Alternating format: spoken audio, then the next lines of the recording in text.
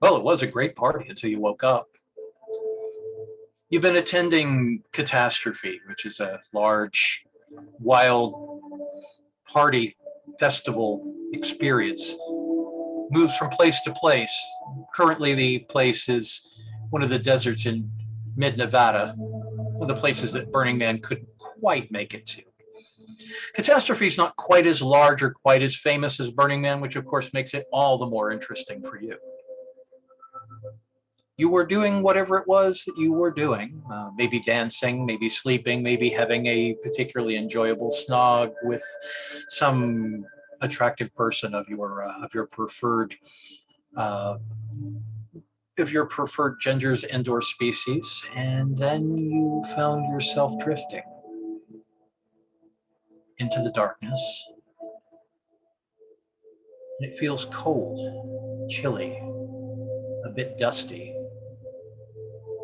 When you open your eyes, you're standing perhaps a mile, maybe more, away from the lights and the sound of catastrophe. And you can see the lights, you can hear the sounds, but they're muffled by fog or mist or smoke or distance. You're not entirely sure what. You didn't think that last brownie was that powerful, but maybe.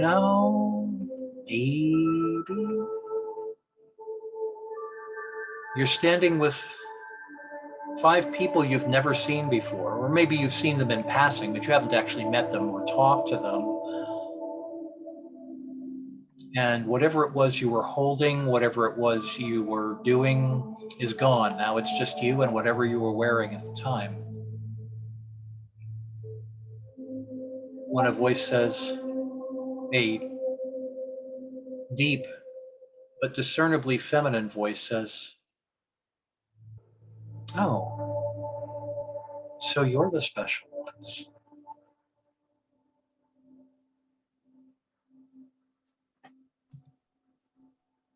It's a long pause. You feel the thump of the sound of the party that you were just at a moment ago resonating through your feet and through your bones, and kind of behind your ears, and maybe even deeper than the skin itself.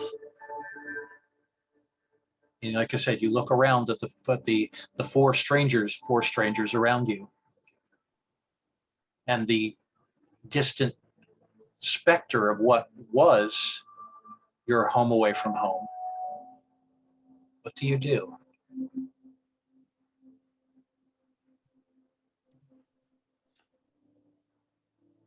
Yeah, like Now, I already know I'm used to special, this but like, kind of where are thing we? being I get my concoctions usually pretty right, and I've never had this experience before, so I'm willing to bet this is something entirely new. Now I'm open to it.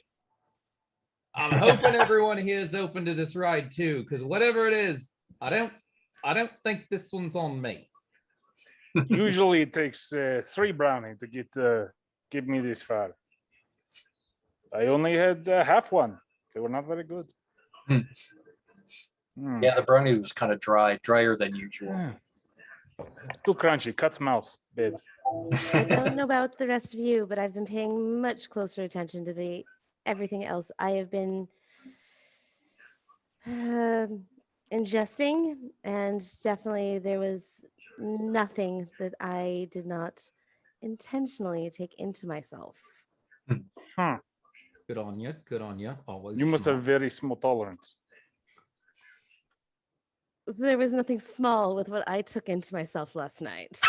Oh, Oh, little cheeky there.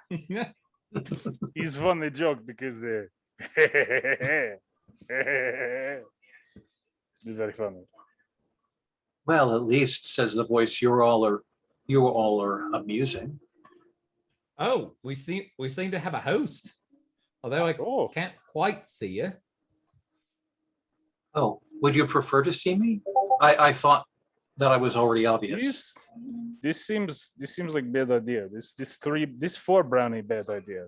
Like Yeah, this seems like some, choose the form of the destructor Ghostbusters kind of trick question here. Do we want to see? Wait, Well, quick, That idea quick, to the party? very simple question. Disembodied voice. Are you large marshmallow? Well, no. All right, then that is all my concerns. My concerns are appeased. I would have thought that you were all familiar with me by now. After all, you've been in me for days. But I understand that assuming a personable form might be in order. So you see the fog around you begin to swirl into and coalesce into a kind of a luminescent figure of a woman in belly dance gear. Kind of modern tribal belly dance gear, but the details of the gear keep shifting and changing, and the details of her features keep shifting and changing. One moment she's black with dreadlocks, the next moment she's a white girl with green hair. Next, she's kind of androgynous. The next moment she's very discernibly, very discernibly voluptuous. That her form, such as it is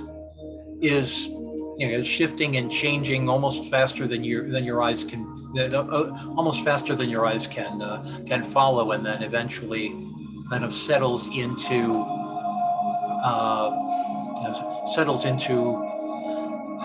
an indeterminate a person of indeterminate ethnicity, is androgynous, very definitely attractive, with long black hair and purple belly dance garb, and she seems to glow with a sort of a pulsating luminescence, very similar, in fact, to the pulsation of the light of the festival that you were just in. And she says, "Is this better?" I'm gonna look back at the festival and then back at her a couple of times to see if how closely those lights are matching each other. Exactly. You are You're very Please. Are you the party? yes. Why, yes. She's party lady. Probably has name, but Well, so many brownie. I am Catastrophe. Catastrophe. Good name. I like that name. I will name my child that. I won't.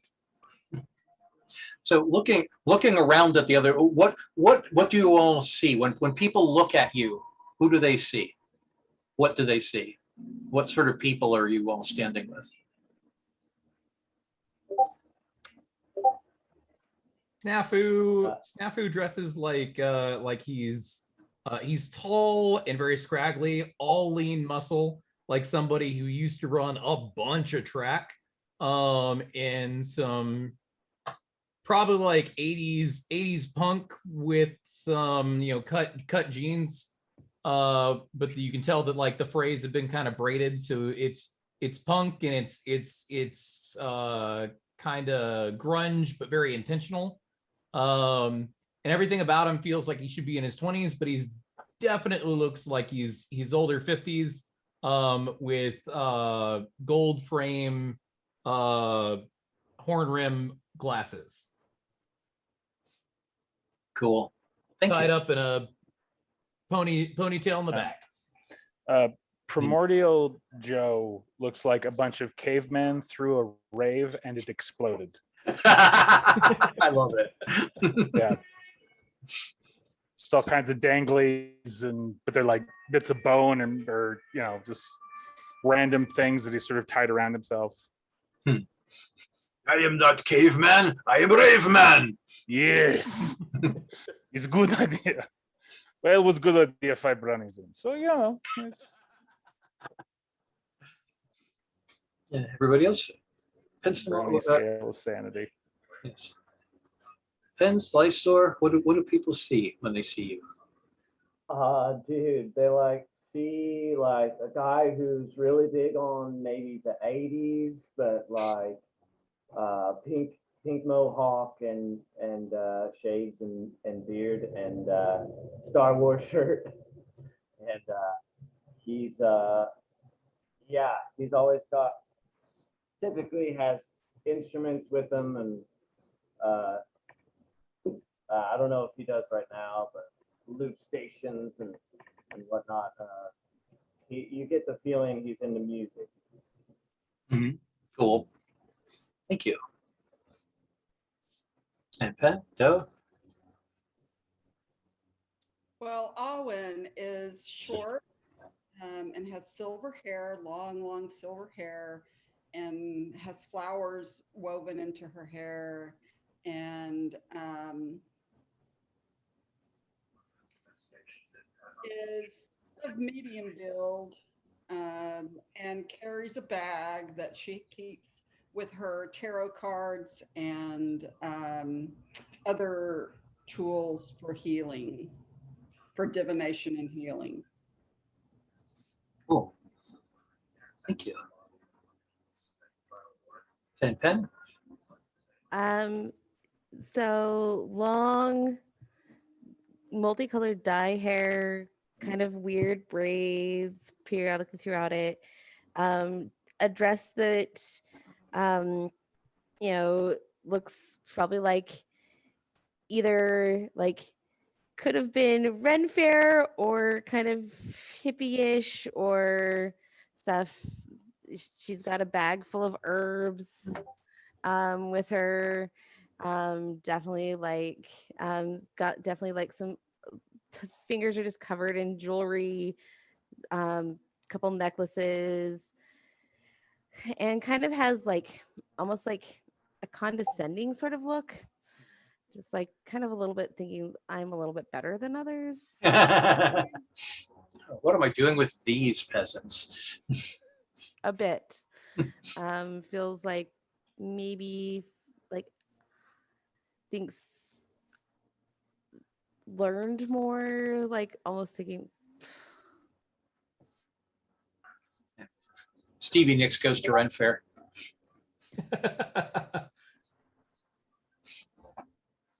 And the voice says, well, you are certainly an August company, aren't you? Well, have you been enjoying yourselves? If I can remember, yes. it's had its pleasures. It's had its down disappointments. Definitely found some more interesting things to collect. I'm glad about the collection. I'm sorry about the disappointments. I try not to disappoint anyone, but well,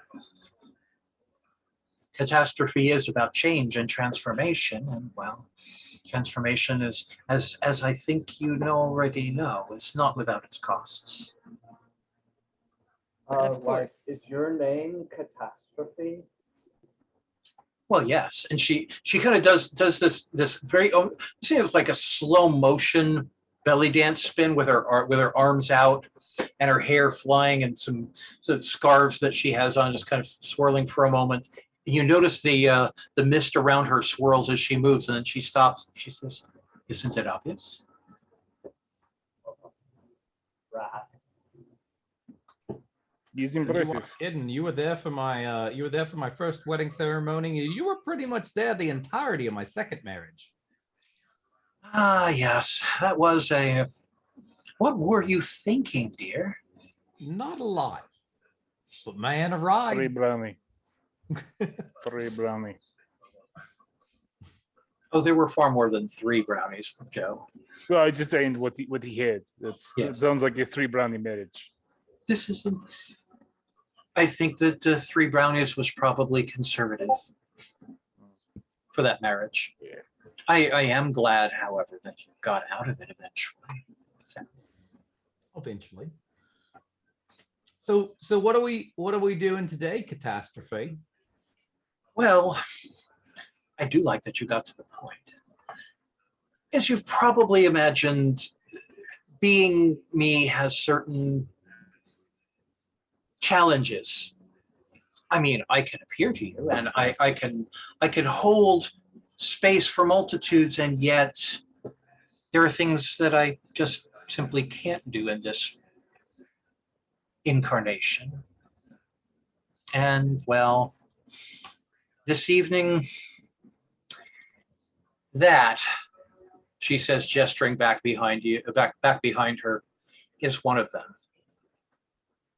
And as she points back, or gestures back behind herself, you notice that there's a figure sort of rising up out from one of the particularly large tents, a tent that all of you recognize because you've spent time in this tent yourselves at some point in the festival, but you can't remember why or how you were in the tent or what you were doing there or what happened there, which for some of you is, sort of par for the course, but others of you are like, wait a minute.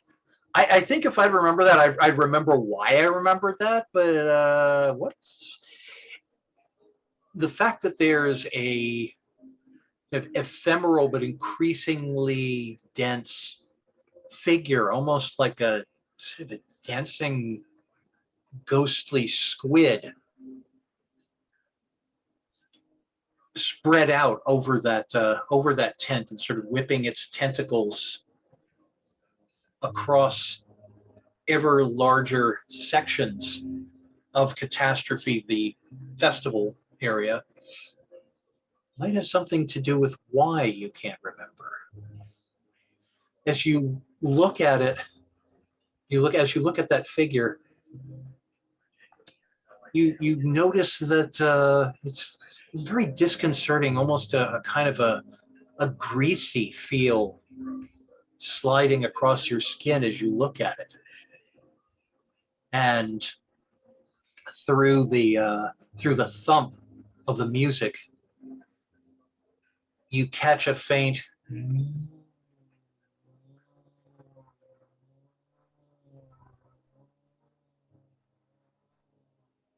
sound that I could tell just from your real life expressions. It's about that disconcerting. And Catastrophe says,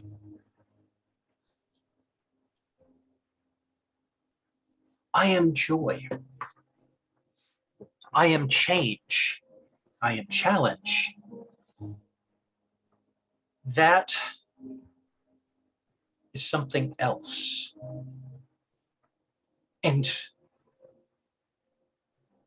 I cannot act against it because there is joy there. There is challenge there. There's certainly change there, but it's not right. It's not clean. It's not me and it's not mine. And I do not like it there. And the voice deepens to almost a growl on there. It has no place in me. Good to know. And then she bows her head for a moment and says, if you were to look into it and perhaps see what you could do with it, well, what would you like from me in return? I mean, I want to be the greatest hacksaw that ever was. Well, while I'm afraid I cannot affect the world outside of myself, I can assure you whatever it is that you like within Catastrophe. Fame, generosity, gifts, Kick-ass lovers, attention, silence, solitude, sleep, a state of perpetual intoxication, perhaps a state of perpetual serenity. Whatever it is within Catastrophe, within me, I may grant you.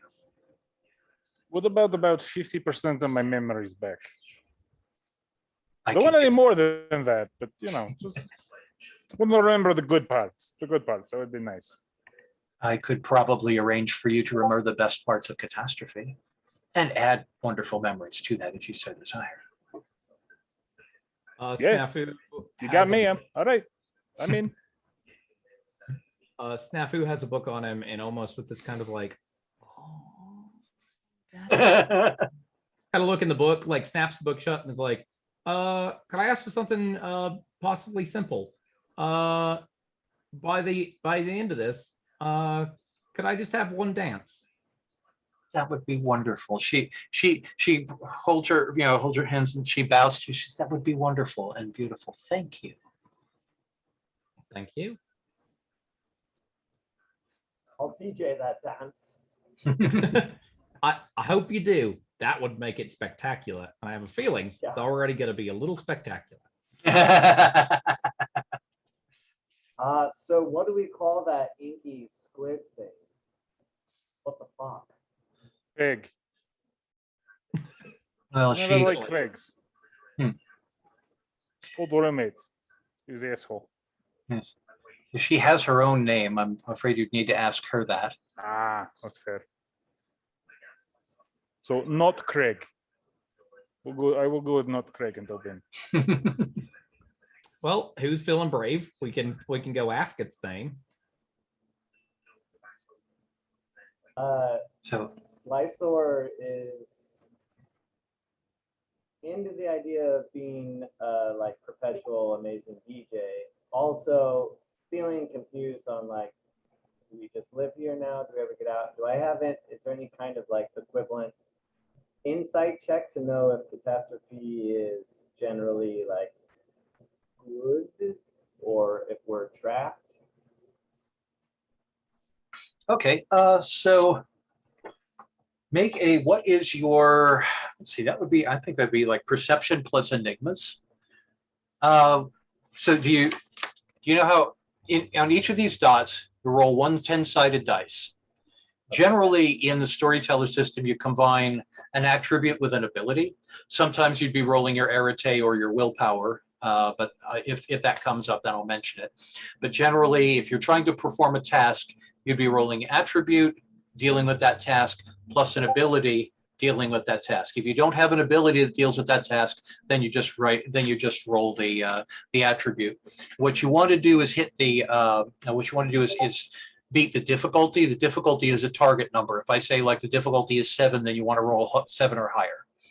And so for you, Slicor, please roll your perception plus enigmas with a difficulty. Sorry, what? Can I do that Yep. same roll? Yeah, anybody who wants to can make the same roll. Difficulty 6. And it's rolling a d10. Yes, and every one that you hit, that every one that you roll that is 6 or better is one, counts as one success. It's perception and what?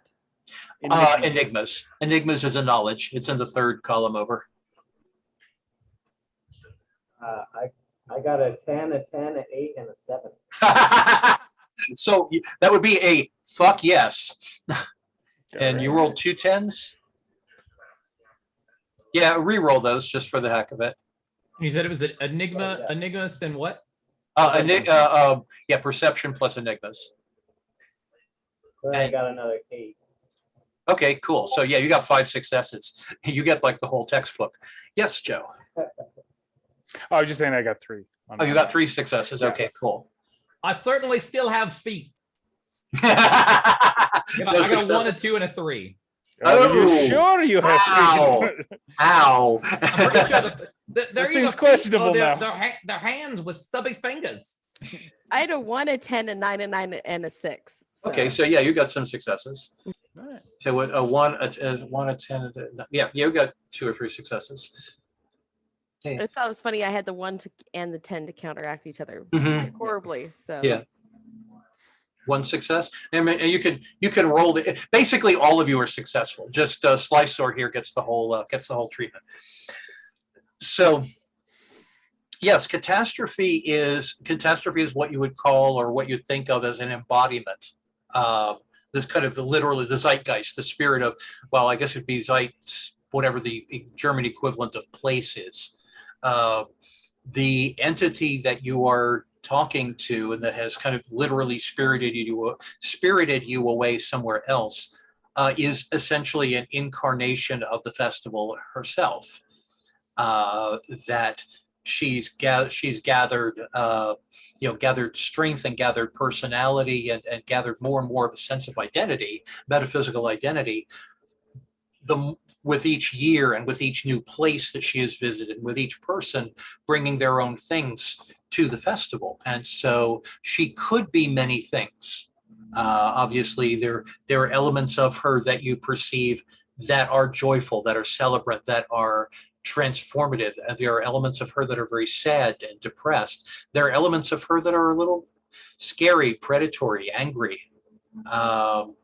For the witch and the primordial shaman and the voodoo practitioner, these are perfectly normal elements of life. For the reality hacker and I'm sorry, Edward, which are you playing again? You're playing the ecstatic, right? Okay, so you have the ecstatic. So basically, you're all getting the impression that she is infinite. She contains multitudes, and some of those the majority of those multitudes are benevolent. Some of them are not. Got it. We have a kitty attack. And so, can you trust her? Probably.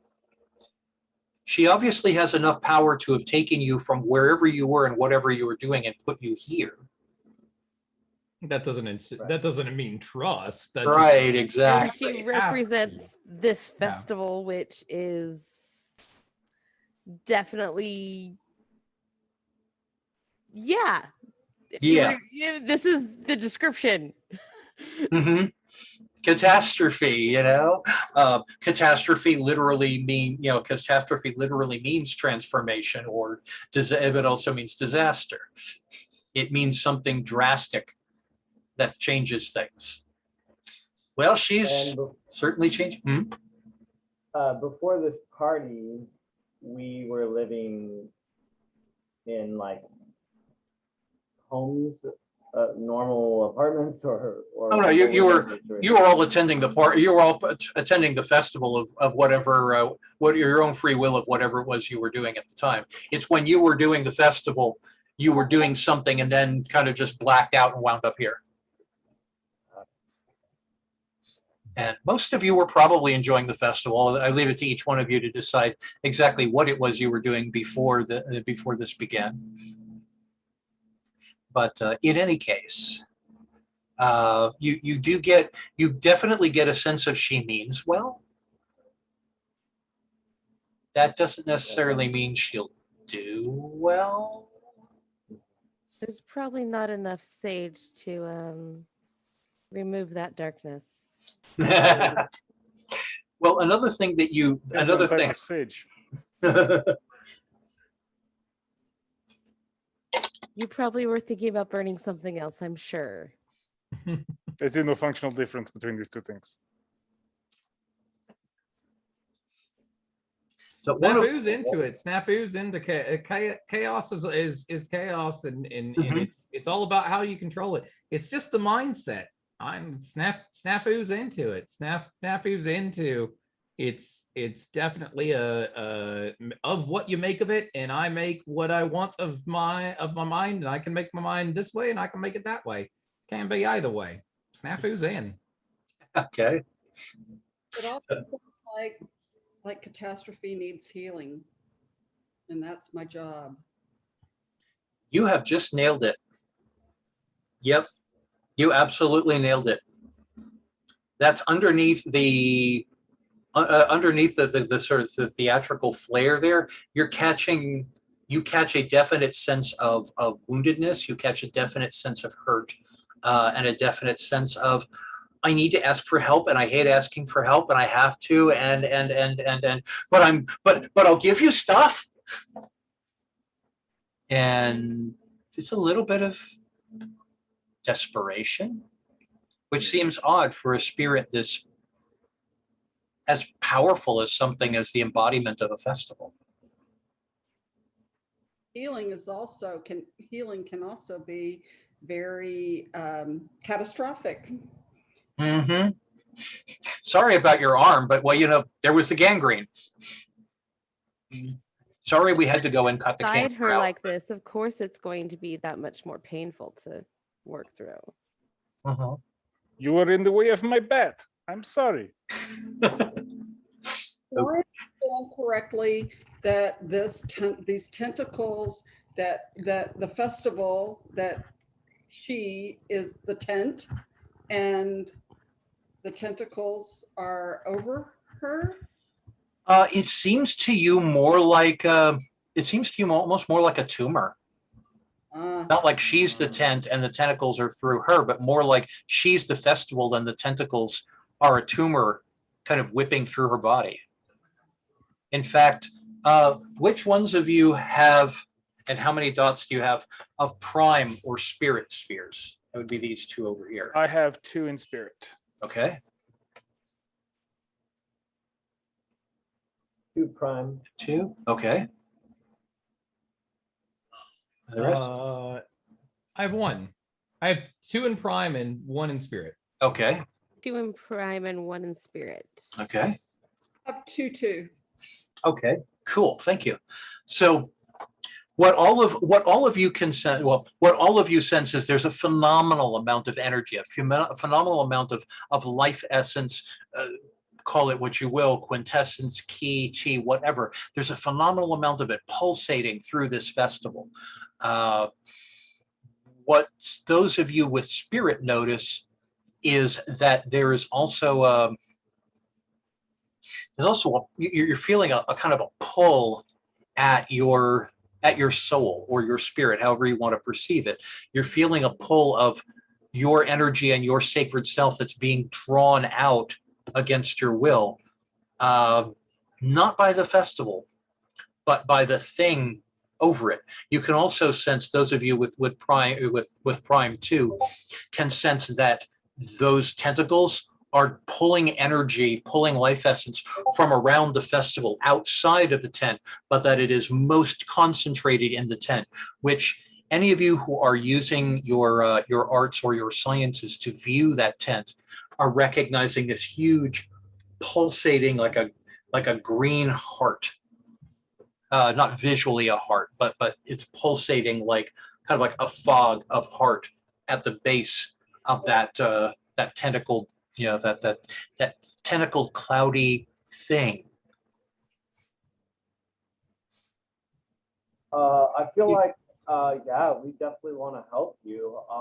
Like, do you have some equipment and stuff for us? We could take care of this.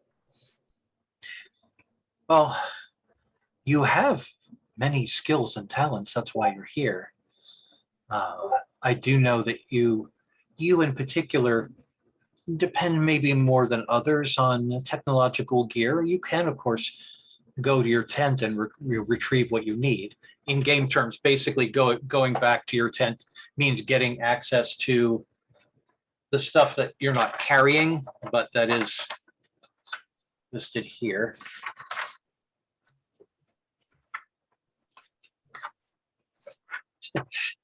Here, really.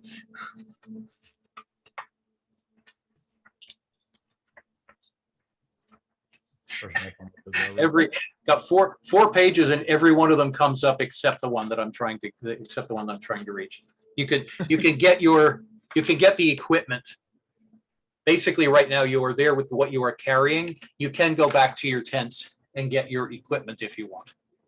Okay. Yeah, I'd like my stuff. Whatever we're gonna do, let's maybe swing by at the time. It can be arranged. And the rest of you? Snafu's good. Usually carries I'm on. gonna go look at the thing. I'm gonna go look at the thing. Okay, so all of you, she starts walking toward that pulsating green light, and you notice the fog and the chill and that pulsating beat get deeper and darker and louder. The further she walks into, do any of you follow her? Oh yeah, Snafu's right on. Oh yeah, Okay. I'm right next to Snafu. Okay. Anyone not follow her? No? I'll hang in the back, feeling. Yeah, But- they're beside each other, and I'm like probably about I'm easily about 12 feet behind them. Definitely need to have my, smell plus germ step behind them. I am just right on top of it because I have empathy of 4. And so my heart and my spirit are just like deeply attached to Catastrophe and her plight. Thank you. She is hurting and you want to help her. Thank you. Yes, you're absolutely right. I'm gonna parkour off something because I have parkour. It's all flat. Because it's a skill and it says on the sheet I can do it. Yeah. Awesome. You can parkour once you get back to the festival. You can parkour. Right now, it's all really, really, really flat. Okay. I kind of disappear for a second because I'm stealthily, and they kind of don't really see where I kind of blend in through the things. And Okay. So cool, Penn. As you're fading back away from the other ones, you feel that darkness and that coldness and these tendrils of mist start to kind of crawl over you, and more crawling, like wash, like as if you're standing under a cascade of foam or of dry ice, and it's chilling and scary, and you think you can sense something behind you or around you that feels stronger and hungrier the further you get, or the further you stand away from the rest of them. as I make that note, I return to those that have that extra positive, that extra, what is her name? I want to call her Chaos, but I know that's wrong. Catastrophe. Catastrophe. Thank you. Catastrophe. I knew Chaos was wrong. Close. I think I've already called her chaos like twice. Yeah. Catastrophe as a more positive energy and move towards that almost light energy. And I kind of share that I let them know, I'm like, as we separate, that darkness has a stronger pull, that we might need to stick close to one another.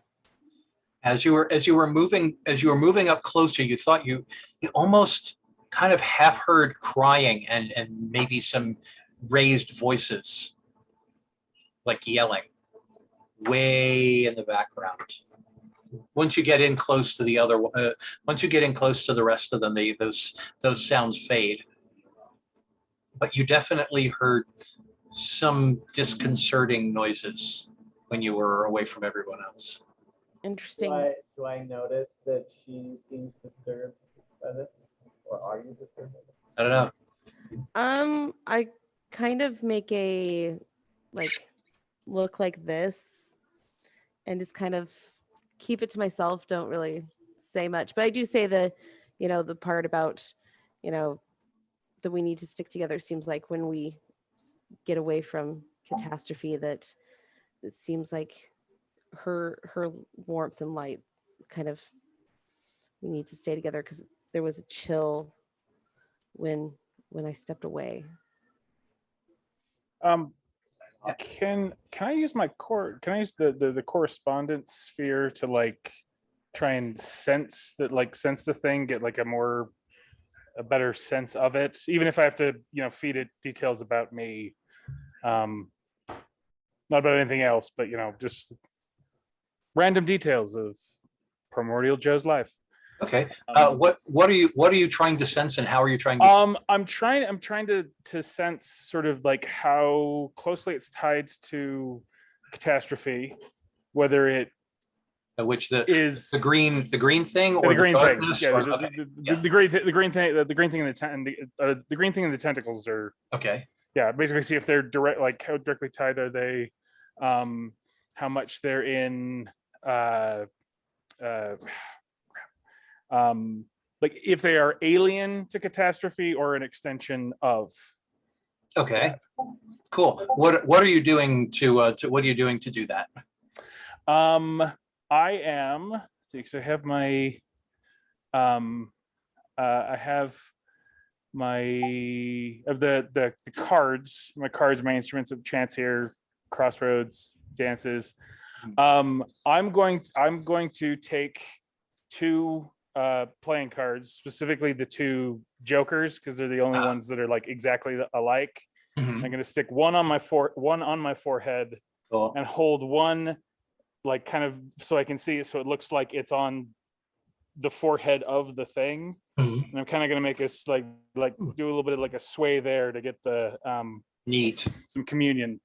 Neat. I like that. Yeah. And just from a mechanical standpoint, what Joe is doing is using focus. And in Mage, especially Mage 20, focus is paradigm plus practice plus instruments. Paradigm is why I believe I can do what I do. Mhm. Practice is how I do what I do. Instruments is how I use what I use when I do what I do. And Joe, that was an excellent explanation of what you're doing there. So roll your Arete, which I believe all of you have Arete 3. I'm not sure, but that's 1 6-sided die Yeah. for every dot in that. Okay. Wait, were we supposed to be using 6-sided dice? 10-sided. Sorry, did Oh, I okay. say 6-sided? Okay, yeah, I panicked. I'm I was like, sorry. that was not what I rolled It's like, earlier. apparently I cheated way I'm bad sorry. earlier, so- No, I'm sorry. I Okay. don't know why I said 6-sided. Is that Arete plus what? Just Arete. Okay, just Arete. All right, I got. Yeah. And this is coincidental, so difficulty 4. Okay, then I have a 7, an 8, and a 10. So Nice. Okay. Yeah. So and another 7. I don't know if there's the 10 again. Is the 10 again? Is this one or? you could. It's not an official rule, but you know. Okay, that's fair. Yeah. So yes, actually, to answer your question, yes, this is a part of catastrophe, but it's also sort of like it's like something. Again, going with the tumor analogy, it's like something. It's like some out. It's actually it's more like an infection than a tumor. It's some outside influence came into catastrophe, brought something additional to catastrophe, and has been spreading it through catastrophe's body.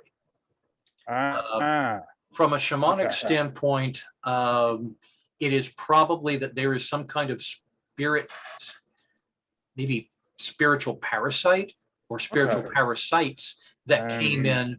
And one of the things you have noticed, probably all of you have noticed during your time with catastrophe, is parasites are kind of a thing with festivals like this.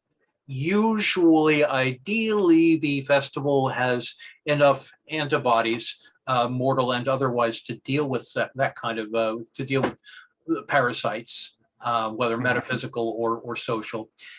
This time out, this parasite or group of parasites is stronger than usual and has started to forge its own particular spiritual signature within the larger body of of catastrophe. Okay, so it's a parasite that is somehow burrowed deep enough that it's starting to get.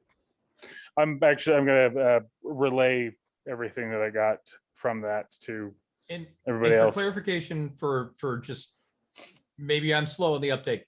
It's not originally part of catastrophe. This isn't like catastrophe's anger manifested and became something worse. This is an external something that latched on. Well, yeah, we don't want to integrate back in. Okay.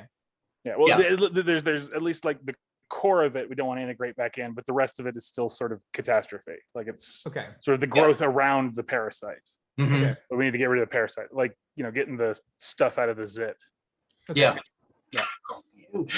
Just to go the grossest possible route. That's but it's absolutely accurate. No. Yes. We want to get rid of the zit, but not take off the skin. Got it. Yes.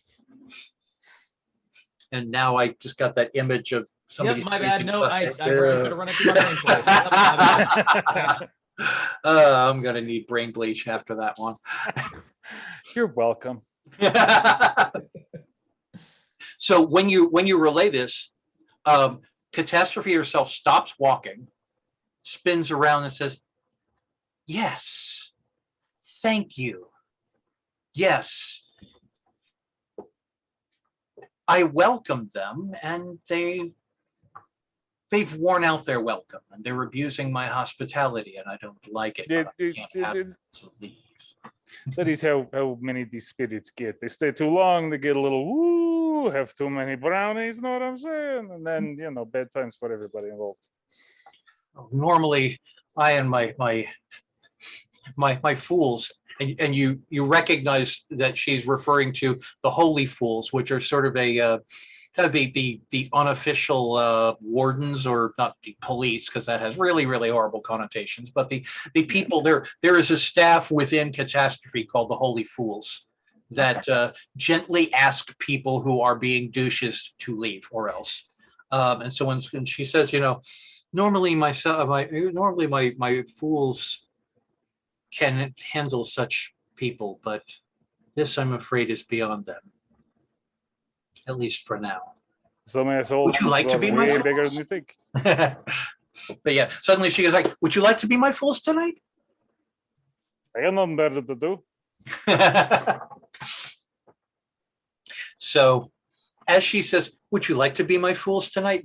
The aura around her, that pulsating aura, begins to grow brighter and brighter and brighter. Again, still strobing in time with the music and pulsating all the various different neon lights, and washes over you, and everything around you disappears until The third brownie kicked in.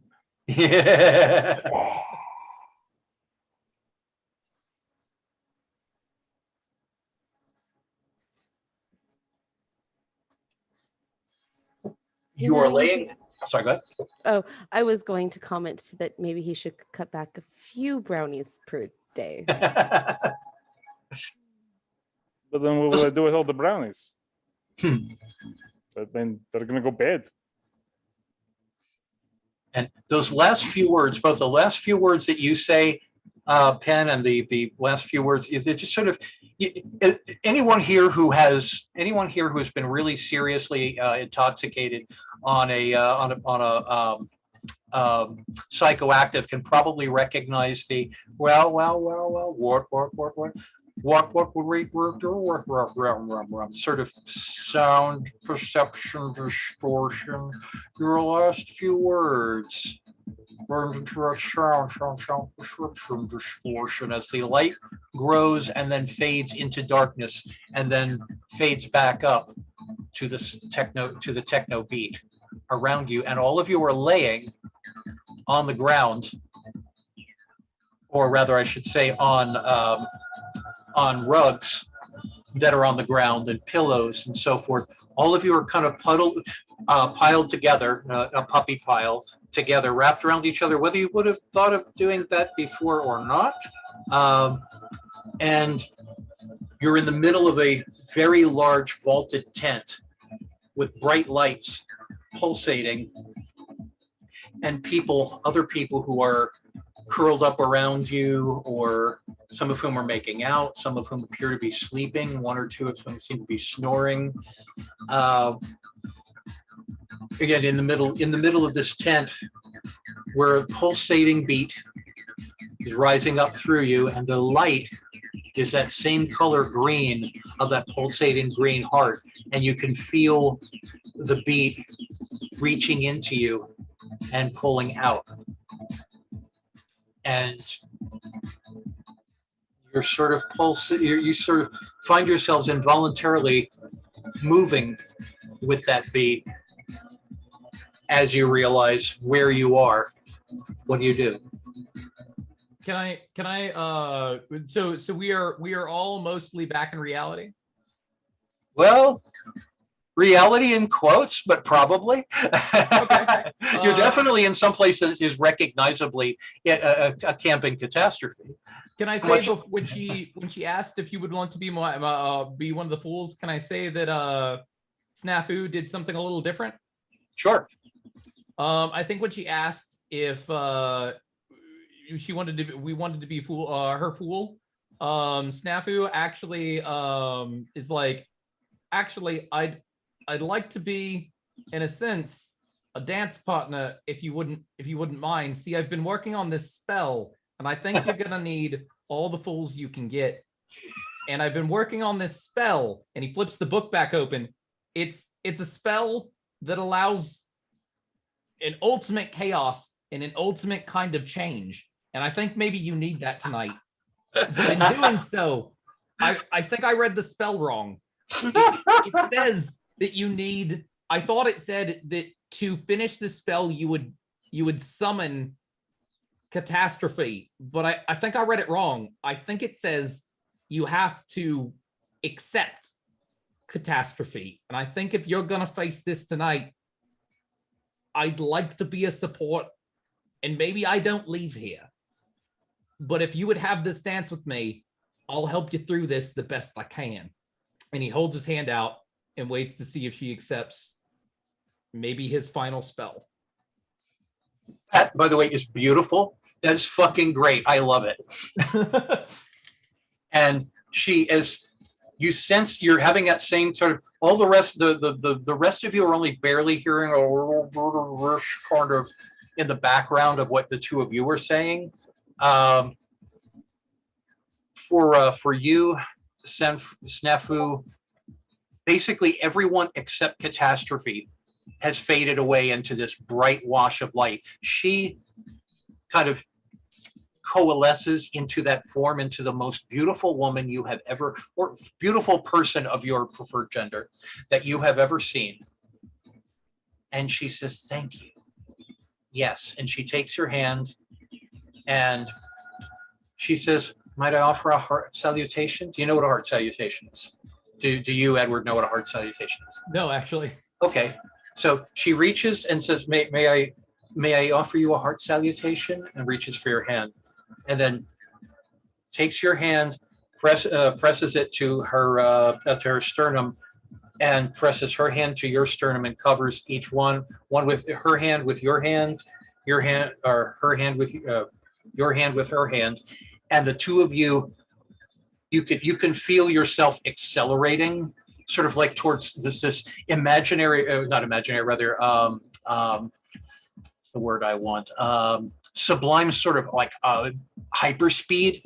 Inside, you can feel every molecule of your body vibrating and growing and expanding into something that feels like ultimate awareness as you begin dancing and spinning like a galaxy. You know, like a speeded up version of a galaxy. The two of you spinning and growing and becoming one and blending together into an infinite blast of light that is all and nothing. Meanwhile, the rest of you wake up to boom. All right. I'm way too high for this. And henceforth, retroactively, that's why certain catastrophes people call snafus. Ah, That was beautifully done. it's funny because wordplay. Yeah, sorry. Oh, it's okay. Looking No, I mean, around, that's- do I see Snafu? Yeah. Oh, yeah. You all do. And this is from a GM standpoint. Running with whatever the hell happens is part of it literally is part of the game. Every time I run this game, it runs completely differently depending on who's playing it. And, you know, and especially I've forgotten which one of you asked. I think it was you, Kevin, asked earlier, what's the difference between Mage and D&D? It all depends on who's running it, but typically D&D is all plotted out room by room, encounter by encounter, maybe necessarily roll by roll. In Mage, it's, well, I make notes and then I make all this shit up around them because that's the only way you can run something like this, especially with people you've never met before. So improvisation is definitely part of being a game master, and especially improvising around the fact that Edward just disappeared. Yes. So cool. We're good to go. Okay, cool. Thank you, Edward. I don't know if he's still here or not, but thank you. That was awesome and a great transition. So instead of fading gently into this place, into this new state where you're laying on your backs and the music is washing over you, like I'd mentioned. Instead, what you wake up is, what you wake up to is boom, and all of you just feel this cascade of energy blasting into you and through you and shaking the ground that you're all laying on. What do you do? Catastrophe, like maybe you could be more gentle next time. So what do the rest of you do? I'm going to take a few moments to remember where I am, that everything is not explosions. And I'm gonna come down a little bit. I think I hit sobriety way too quickly. Coming down is unfortunately not going to be an option. Yes, I'm gonna finish off that brownie. I'm gonna get back where I'm supposed to be. Yeah, you're. By the way, your fool cards just went flying because you were just hit with a physical and metaphysical wave of something. Okay. You're not quite sure what yet. And what do Penn and Doe? What do you end up doing? Okay. Yeah. Okay. So good. No, Okay. nothing. Okay. So yeah, you're laying on the ground and you wake. You come out of it, and basically everyone around you is knocked to the is laying on the ground as if they've suddenly been blown off their feet. Some of them are like, what the hell? Kind of looking around. A few of them seem to have been banged into something or banged into each other. Doe, you notice that a few people have like bloody noses and bloody lips. One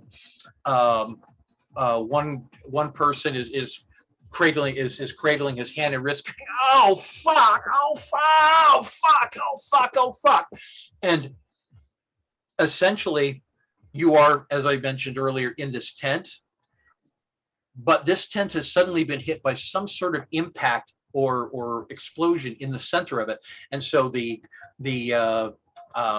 pillows, and you can see that there are places where there were statues and places where there were altars, and all of it has been knocked over. In a few places there were candelabras, and those places are now on fire. What do you do?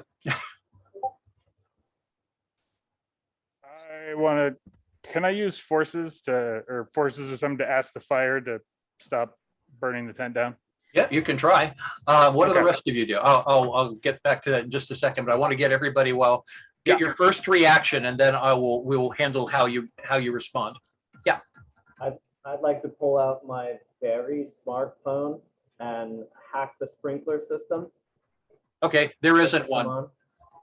Does it look like any of the like altars or oh, I didn't realize you were still talking, Kevin. Your not mic system is very hard to remember you're still talking. Or any of like the rune circles or anything, like looks like it is causing excess chaos because it is like not controlled, and it like needs to be like focused on first because it's not because it got like knocked over. Yeah, what those, well, you're all energy sensitive. What you all sense suddenly here is a huge detonation of chaos energy just went off. But is any of the like individual circles or like altars like particularly like now like disturbed and like needs to be focused on to like put back together before like something worse goes off? Yeah, as a matter of fact, so from where you are, from where you're sitting up, basically, because nobody said they're standing up just yet. But from where you can see that there are four. First 1, 2, 3, and then there's one behind you. 4 altars at the cardinal points that had been like sort of small podiums, maybe 2-3 feet over. The high rather. They've been knocked over. Each one of them appears to have had a statue on it, and all 4 of those statues are shattered, or not shattered, but broken. And what what's your prime? How many dots do you have in prime? Prime sphere. That's here. 2. You can sense this like a thunderstorm of electricity around a thunderstorm of electricity, right? But you can sense a thunderstorm around each one of those altars, and there are tendrils of lightning kind of flickering between them, but they're not flickering between each other. And you're kind of getting the impression that there was an anchor for all this energy and it just got wrecked. That's probably bad. That's probably a thing that I'm going to probably consider fixing. I'm gonna, because I'm still sitting on the floor, I'm gonna kind of grab this out and I'm gonna align it to the different directions and grab this out and kind of be like, okay, which direction should I go first? Okay. And from that, I will then go that direction. Cool. Okay. We'll handle that in just a second. Doe. There are lots of people that just got hurt. Yeah, so what I want to do is use my empathy to determine who needs help first, who needs healing first. Okay. How are you doing that? What are you doing to sense? Are you just glancing around, or are you adding some kind of metaphysical push to that? Some sort of metaphysical push. Okay. Well, you can just actually just roll your perception plus empathy, because you've got high empathy, and I know you've got life. Yeah, you've got, I think, 3 in life. So yeah, no problem. Just roll your perception. You got 3. Okay. Yeah, basically the person who's hurting most at the moment is probably that guy who looks like it, that wrist shouldn't be bent that way. It looks like he broke his wrist. He's, as far as you can tell on first glance, he's the most obviously physically injured person here, but it's almost your empathy. And actually make a willpower roll, come to think of it. Willpower is here.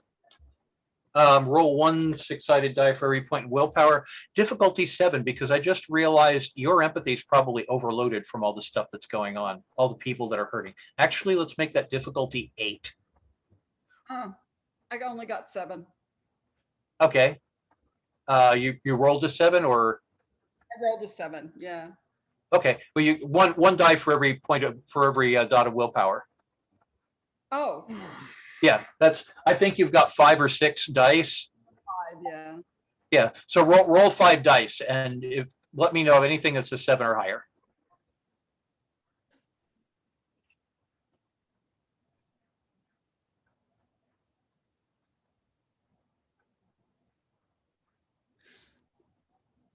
Cool. So Okay. So you are able to focus on the task rather than being overwhelmed by it. Okay. So back to Joe. Actually, on this, we'll say roll your. I'm trying to remember how. I'm trying to remember how to do initiative under the Mage 20 rules. Remember what I was saying a little while ago about not having to check the rules? We changed the rules in the 20th anniversary, and I've forgotten what they are. Fantastic. Initiative used to be one role, used to be one type of role, and now it's another. And I want to make sure, since we're doing this, for public consumption, I want to make sure that I'm asking for the right rules, or right roles rather, so that somebody doesn't go, wait a minute, it's not that, it's that. Why didn't you do it this way during that one time I watched it on Twitch? Yeah, exactly. So what about the rule? What do you roll? I should know this. Initiative ratings. Can't take a 5-foot step and a move. I missed that rule so much. So roll one 10-sided die and add that to your dexterity plus your wits. So basically it's dexterity plus wits plus 1 10-sided die. And let me know what you've got. Okay. And I will roll for what's going on. I'm dropping 6 die on this one, not counting the other one. What's my target number on this one? No target number. Just No target add number? your dexterity plus your wits. Okay. So it's I guess it's just a 6 and a 1 on the 10-sided. Okay. So what's the total? 7. 7. Okay, so you're on 7. Yeah. Okay, who else? What do you have? What numbers did you get? Wait, what are we rolling doing? For what? Roll 1 die, add it to your dexterity plus your wits, and then add and roll 1 die and add it to that. So like if your wits is 3 and your dexterity is 2, it'd be 5 plus whatever you roll on the die. What'd you get? 14. Sorry? 3, I have 3 plus 3 plus 8, so 14. 14. Okay, cool. Thank you. See, 4 plus 3 is 7, plus 8 is 15. Okay, so 15. So Penn first. Okay. And 10. Okay.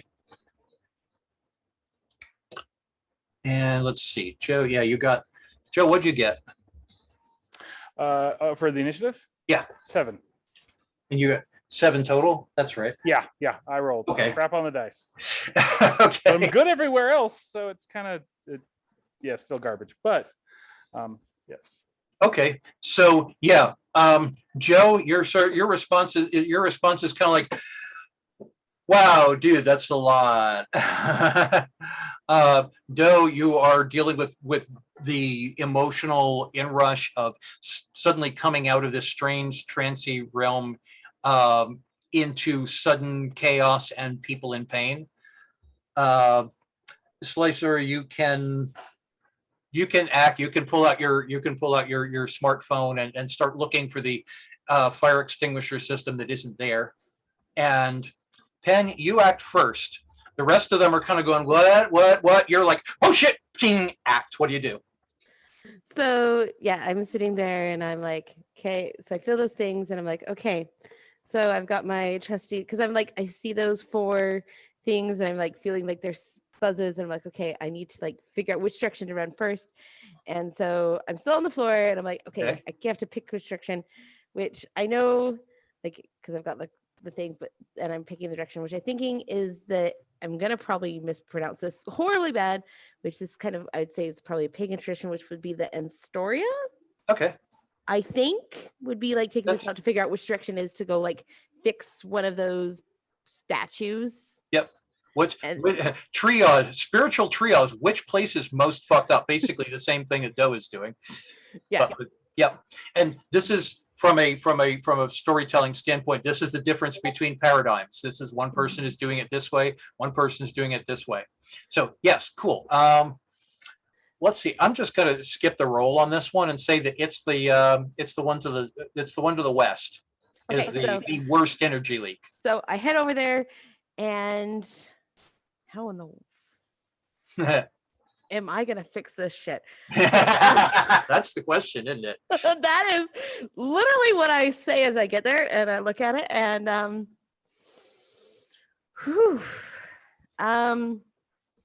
taking out all my shit and I'm looking at this and I'm gauging my stuff. And is there something I can roll that's smarter than my actual brain that's gonna pull something out from the paper that my brain, like, I am not getting words, mouth, brain crap. That's what traits are for. Yeah, I'd say on this one it would just be a, let's see, wits. Okay. Probably wits plus esoterica. Okay. Yeah. Wits and esoterica or enigmas if you don't have esoterica. No, that's my esoterica. Like I said, my pagan tradition. Like I knew I had the good on that. So yeah, that's good. So I've got 6 dots. So that's cool. I can. Okay. So yeah, difficulty 6. Sweet. Let's see. Come on, dice. Yay! I'll accept that. I got 2 10s. Nice. 8, 5, and 2 6s. Okay.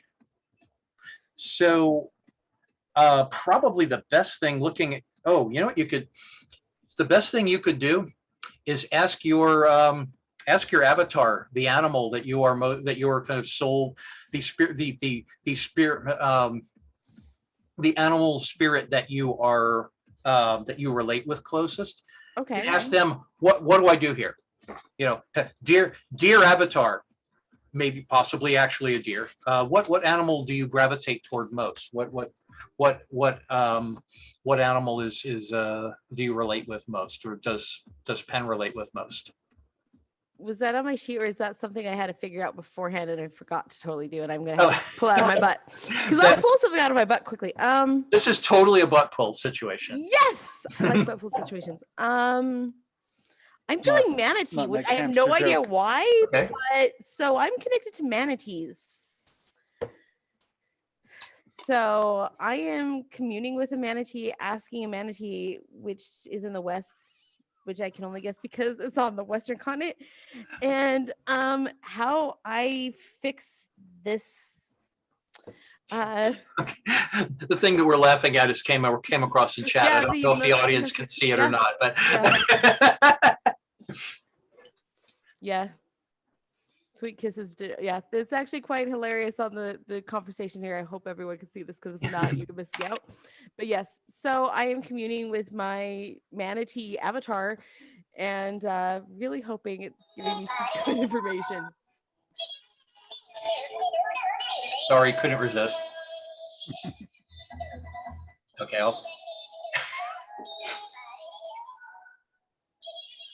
yeah.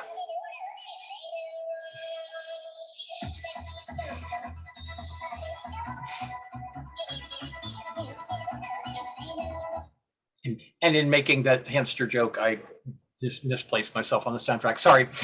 Go ahead. Sorry. So what manatee does? You can sort of just get this kind of an almost like an animal shrug, and then you see manatee in the kind of in the waters of your mind start swimming around in circles, and so you're kind of like run around in circles.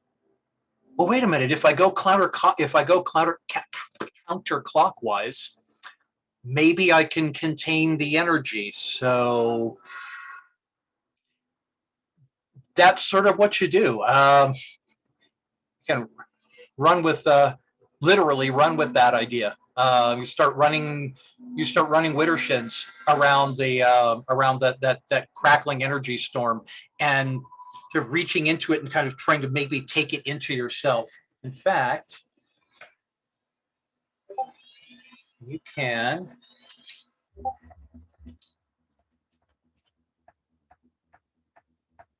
Yeah.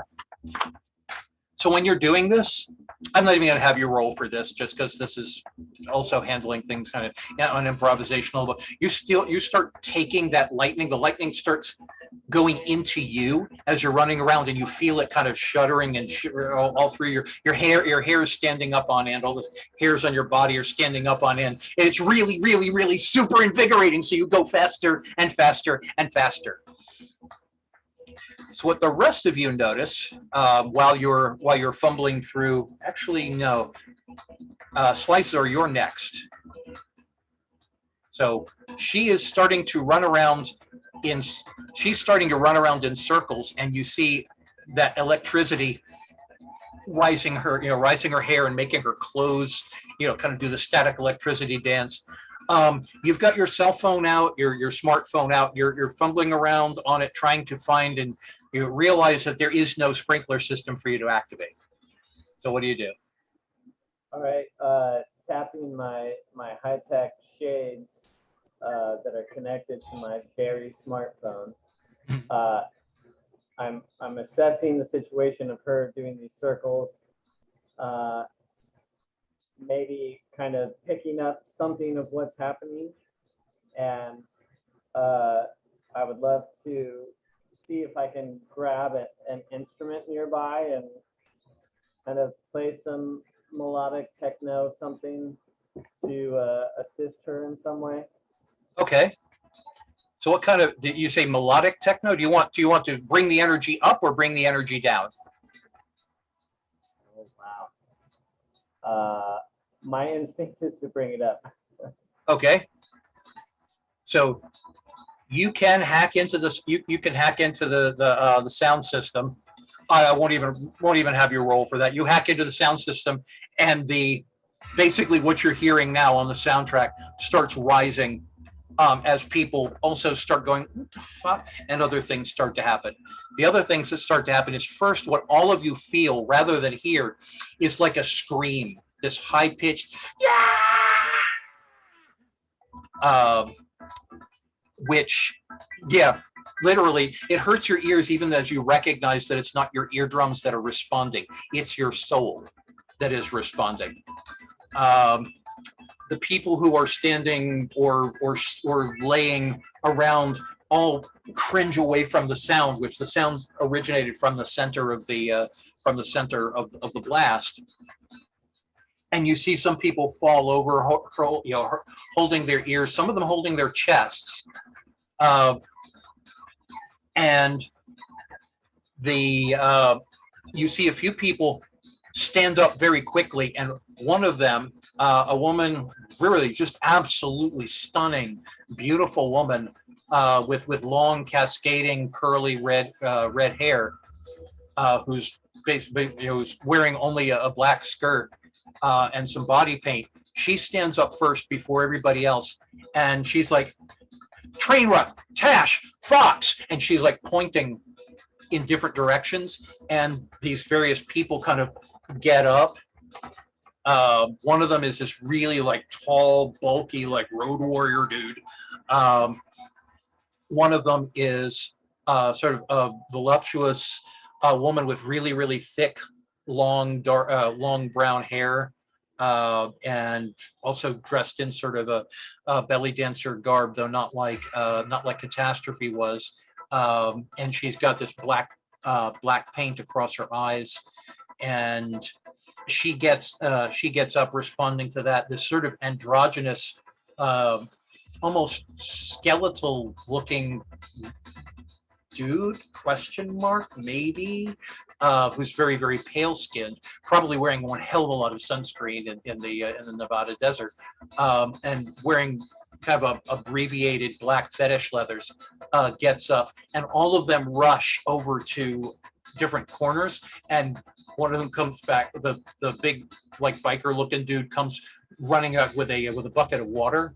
The woman with the long brown hair has got a fire extinguisher, and the other guy, the guy question mark, is just running. And then you see a few other people are kind of getting up and fumbling around, and one of them gets up and she blows a whistle, very like a high-pitched whistle, and she says, "Holy fools, where?" And she points at the woman in the skirt, and she says, "Where are your fire protection measures?" And the rest of you are just as you're acting, as you're doing your thing, and Joe and Joe will get to that. But all of you are still feeling this backwash of emotional and energetic blast. So Doe, what are you doing? This is what's going on around you. Well, I'm wondering what I can do to help heal the, to help Penstemon. Okay, probably because you are voodoo priestess, correct? But I can ask the ancestors. I can throw some bones. Probably the most useful thing you can do under the circumstances, given the scope of what just happened, is call on your ancestors or call on your patron spirits to go, okay, do what you can. I'm yours. Just surrender yourself to the moment and hope that the spirits are in a good mood. Yeah. All right. That's what I do. And you can figure out the offering later, because this is an emergency. Yeah. Okay, so you do that, and who, in terms of, are you asking the ancestors, or are you asking the Loa? And if you're asking the Loa, which Loa are you asking? Well, I'm named after Yemaya, the Mhm. water Loa. Okay. So, Yamaya would do it. water. Okay. And so, so I'll call on her. Okay. So as you And oh, sorry, go ahead. so I stand up because I was down on the floor helping some people and got everybody taken care of. I stand up and I throw my arms out and I shout Okay. to Yemaya, come in and help. I Okay. need you now. And Okay. Cool. So thank you. You stand up, you close your eyes, you throw your arms out. Yemaya, I need help now. And it feels as though a wave has washed over you. And your skin is wet, your hair is suddenly soaking wet, your clothes are suddenly soaking wet. No water, nobody sees water actually hit her, but suddenly she's soaking wet. And you feel this intense sense of cool and calm, and a voice says, I'll help you, daughter. Let's just reach out and touch them. I'll do the rest. Okay, and Joe, this is all the stuff you see going on. What do you do? Okay. The fire's there's still fire there, right? Yeah, Fire's still going? Okay. there's still fire. Okay, what I'm going to do is I'm going to use, I believe it's going to be the forces and spirit. I don't know, maybe correspondence. I don't know. There's a whole, yeah. I'm going to call on Kutke, who's a Russian trickster god. Cool. Who I have who I have worked with a lot before. Mhm. And given that one of my things is both prayer and social domination, Mhm. I'm going to yell at Kutka about he owes me for that thing in New Mexico. I need you, like you gave fire to man, and now you need to give that fire to the green thing now. Owe me. Okay, that's awesome. I'm doing it all in Russian. Like it's a bunch of angry Russian. Yelling in Russian. Okay, now here's the question. Are you asking the trickster to give the fire to the green thing? I made it in the most like literal set fire aggressive kind of the green thing. Like you give him a fire, fire purify, fire purify, it purifies it. Okay. You spread. This is yes. Okay. Terrible ideas. Yes, yes, it is. Okay, so what the rest of you see is Joe gets up and is screaming, gesticulating in Russian, and suddenly the place bursts into flames. And the tent bursts into flames.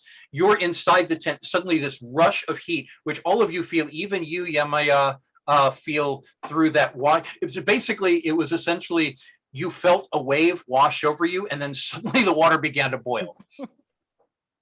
And so you are, what the rest of you, if anybody is looking at Yemaya instead of at the holy fuck, why did everything just burst into flames?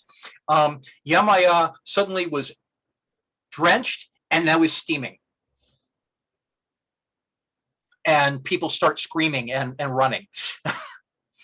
Oh, Use fuck, one dude, way to it's clear hot. out. What'd you do? so next I turn. called in the wrong favor. You definitely called in the wrong. And you called a fucking favor. trickster. What did you think was going to happen? Something very much like this. I called a Russian trickster. In Russia is no happy. In Russia, fire sets you. It is. Exactly. Well, I figure I get out, he's good. You'll get an opportunity to get out. Very warm now. I'm very warm. Oh boy. So Penn, next turn, what are you doing? You're running around circles and you Say, am I still in a lightning storm in the middle of a firestorm now? Like, yeah. Am I still in a lightning storm? Yeah, in the middle of this firestorm, and I'm this still is a running. really elemental session. I'll say that. I guess You're welcome. Well, and I'm guessing this totem still isn't repaired, right? Like, No. so I'm guessing I still have to keep running, and I'm hoping that maybe someone figures out another element to like get the other post in. Um, You're in a and desert.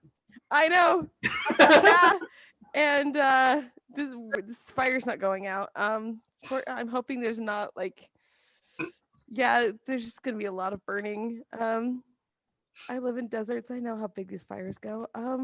Shit. Where's Probably the best thing you could do is get people the fuck out of here. right? This is not good. I think yeah. So yeah, I'm not like so hyper focused on what I'm doing that I'm like cognizant enough that I'm gonna be so yeah, cool. I drop Okay. what I'm doing and I start running out, and if there's like someone who's like still too injured to move, I probably help them get up and probably help carry them. There's probably Okay. some freaking burn because of freaking Because of freaking fire. yeah. That is And- how fire yeah. works. There are lots of people laying on the ground or sprawling or stumbling around. So you can probably you could easily grab one or two people and head for the exit. And that's what I do. Okay, cool. That's the wisest thing to do is That is the wisest thing out. to do. Okay, Slicer, what do you do?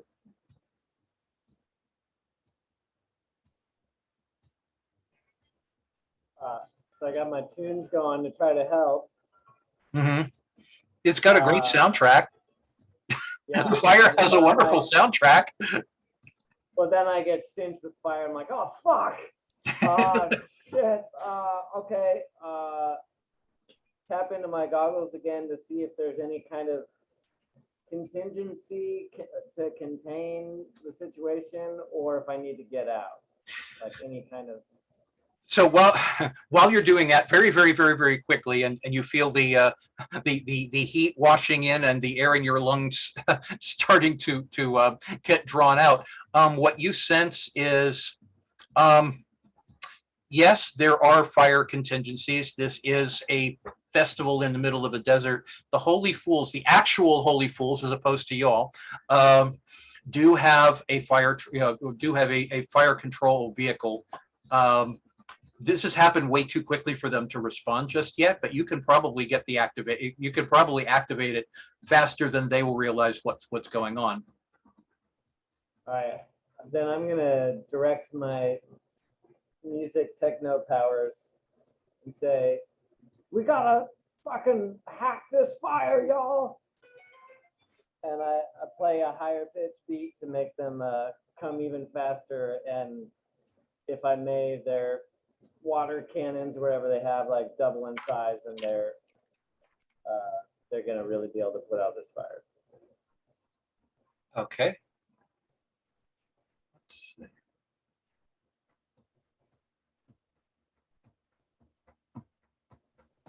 So this is what starts playing.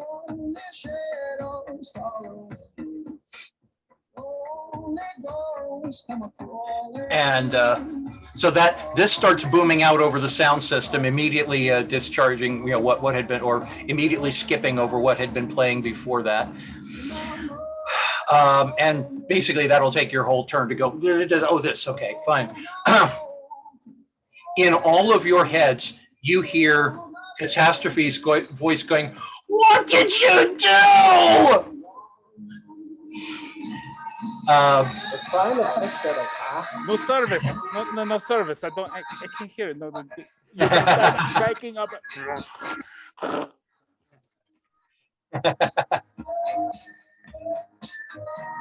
Okay, so in any case, the shriek that you had heard, that you felt that reverberated through you, is shrieks louder and louder, and a sudden wind, very physical wind, starts blowing around and around and around inside basically a vortex, like a tornado, starts from the center of that blast, which unfortunately turns the fire into a fire tornado, and the shrieks even louder, and people scream. The big dude with the fire extinguisher starts firing the fire extinguisher. This kind of this industrial one, but still it's like in all directions. That kind of androgynous looking person in the fetish leathers is flying as fast as they can possibly go. The woman with the bucket of water shrieks and throws water at a person who has burst into flames, and then kind of looks around and jumps on them and rolls them. The woman who is wearing only the skirt is like,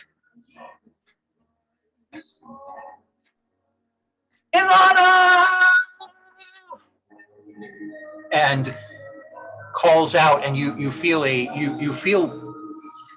spiritual tremor, even stronger than the vortex and the explosion that you just felt. Essentially, the metaphysical, catastrophe that you're all in the middle of just keeps intensifying.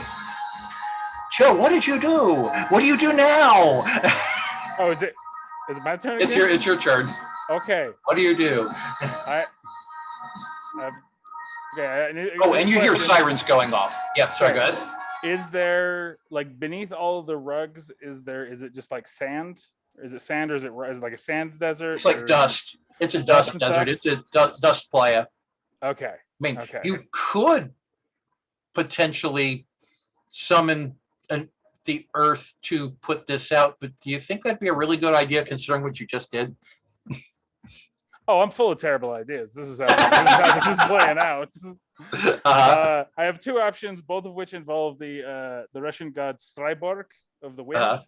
Another one owes me a favor, and I also am going to promise to give him McDonald's on the way home. Yeah. Because that's how I roll. And I'm either going to see if he can supercharge that the fire extinguisher. Basically have like have some of that, like that north wind, frozen wind sort of start pouring out from the fire extinguisher the guy's wielding, because it looks like the dust is probably going to be more iffy, and adding more winds to the fire tornado is, I mean, I'm not stupid, I'm just kind of dumb. To throw in the tornado. Yes. So I'm going to do a prayer to Stryborg. I'm going to try and invoke a favor that they had. I'm going to do a little I'm on fire dance, and I'm basically going to do it, like ask him in exchange for basically kind of like whatever he wants, but McDonald's you're right, you're full of bad ideas. Within reason, like it's going to be within reason that I can give within the next 24 hours, and is on the McDonald's dollar menu. Maybe not that last one, but yeah. Basically to just like put a significant more oomph in that fire extinguisher. Okay. Do we need sharks in the tornado? Yes. There's not enough curses to take you down. Yeah, well, I just need to find a Russian god of sharks real quick. Just give me a second. I'm sure there probably is one. It's like if there's something, yeah. So let's see. Look at your avatar, trickster spirit. Oh God, yeah. I'm playing it as written. Yeah, you are definitely playing him as written. So roll your arete. I think that's 3 dice. Yeah. There's not even a question of vulgar or coincidental here, because this is everything going on here is crazy. So just roll a 5 or better. Roll a 4 or better for that matter. Okay, I got 3 successes then.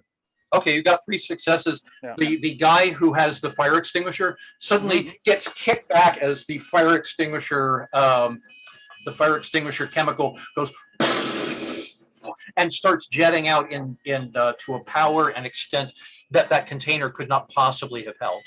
And it actually does start putting out the fire where it hits. Chaos got to and I will yeah, die as I lived, yeah. doing a series of increasingly stupid things. So yeah, Yamaya, what do you do? You could actually, you of all people, actually have the potential to do the best, have the best effects here. Tell me how. Well, I mean, I can use more. We need water, right? More water? Mhm. In Okay. fact, Yamaya says, Yamaya says, this is bad. Yeah, this is good.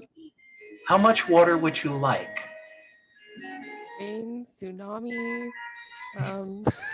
Somewhere between all of the water Yeah. on the planet and all of the water in the universe. We will discuss. She says, daughter, your heart is in the right place. We will discuss the price later. And all of you hear a loud crack of thunder. So that's the end of the turn. Is, we'll discuss the price later. From outside, and you hear sirens in the distance. So, Pen, what do you do? I guess you're still running with gathering people and running. Yeah, I'm just kind of getting everyone, like, I'm heading towards like whatever vehicles. I'm like, we're just getting out of the desert right now. Like this, like I'm like getting to the end of the lights. I'm trying to just get out of Dodge. Like I don't even want to be here anymore. I'm like, I didn't ask for anything from this chick. I don't want to be part of any of this. And I'm just thinking, I'm like, this is why rituals are more important, and this is why we have to follow rules. I don't understand. You're saying words, but they're just gibberish. I realize this, and I'm just like, Okay. So as you're gathering you've got like a person on each arm, and you're kind of herding some other people out toward the exit. People are like crashing into each other and running for the entrance to the flaming tent. And as you get out there with the people, you see Catastrophe, and she's very solid now. well, in yeah, fact, because this is about as catastrophic as I was making up words here as something could be. yeah. You're But yes. welcome. Yeah. So you see her, and she has started. She looks over. She kind of looks over to see you and the other people coming out, and going, "This is not what I asked for." It wasn't what I was. You were not clear. I was not given clear instructions. I was not supervised. Whose fault is that? She also, like the woman in the tent, holds up her arms, and she throws back her head and starts doing a dervish spin. And she spins around faster and faster and faster. You were outside enough to hear the crack, that crack. The sky, which was dark because it was night, the sky is suddenly a lot darker, and that crack that you heard was a brilliant flash of lightning that illuminates basically everything that wasn't already illuminated by all the neon lights and so forth. You see people like everywhere going, oh fuck, oh fuck, oh fuck, oh fuck, and not really sure whether they're going oh fuck at the burning tent or oh fuck at the huge fucking bolt of lightning from the dark sky. The lightning did not actually strike anything. It was like a crack of lightning across the sky, not hitting anything.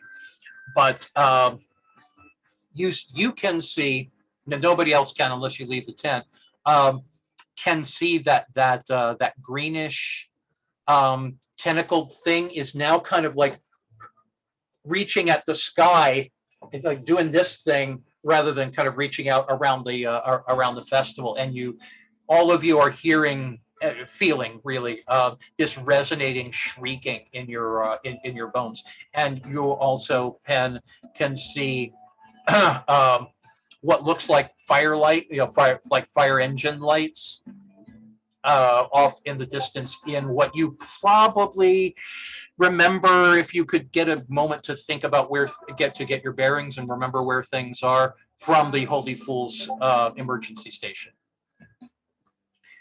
Slicer, what are you doing? Let's see, wrong music, definitely wrong music.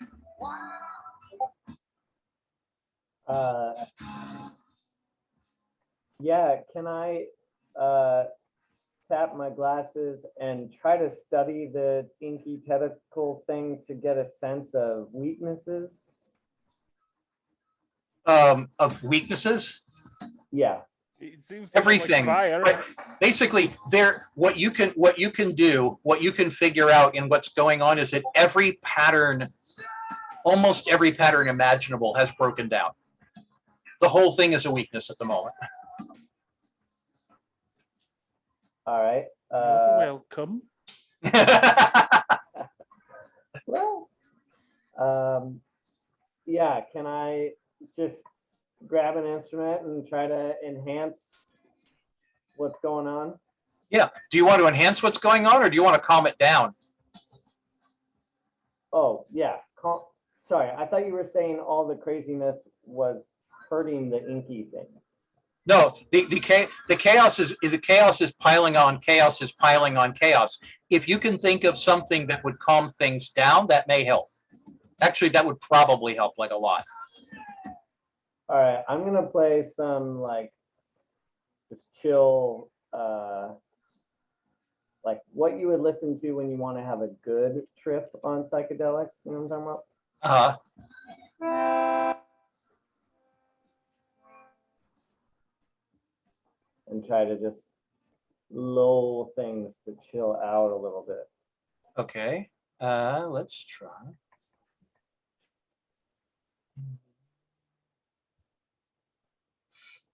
Yeah. That.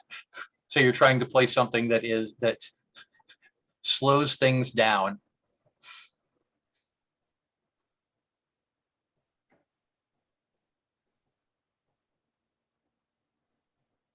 Like East Forest as an artist, for example. He's a gift. Yeah, you're able to kind of bring in some tones. As I mentioned, are you still inside the tent, or are you running for the exit as the place burns down? Yeah, I imagine as it gets hotter and hotter, I'm like trying to, gather instruments or anything that I think I might need, but I was backing out as I was playing music.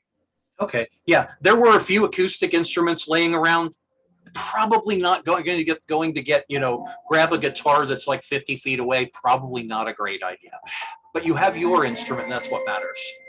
Yeah, and I imagine I have some dope musical apps on my phone. Just... MIDI is your friend. And MIDI is your roommate. Yeah. Okay, so yeah, you begin to play something much more. Still, as you step out, you see Catastrophe herself start to do the dervish spin. And so you play something to accompany that. Yamaya, you feel again that another wash of that water.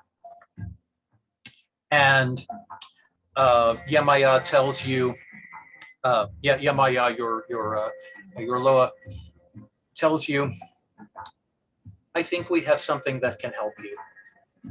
We should get some people out of here. Help the injured ones. Okay. And Thank you. there are no lack of injured people laying around, or rolling around in pain, or running or stumbling. So I go around and help the ones that are the most. Okay. Yep.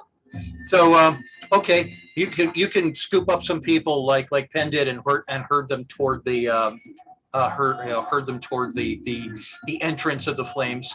And you hear another, and those of you who are outside see another,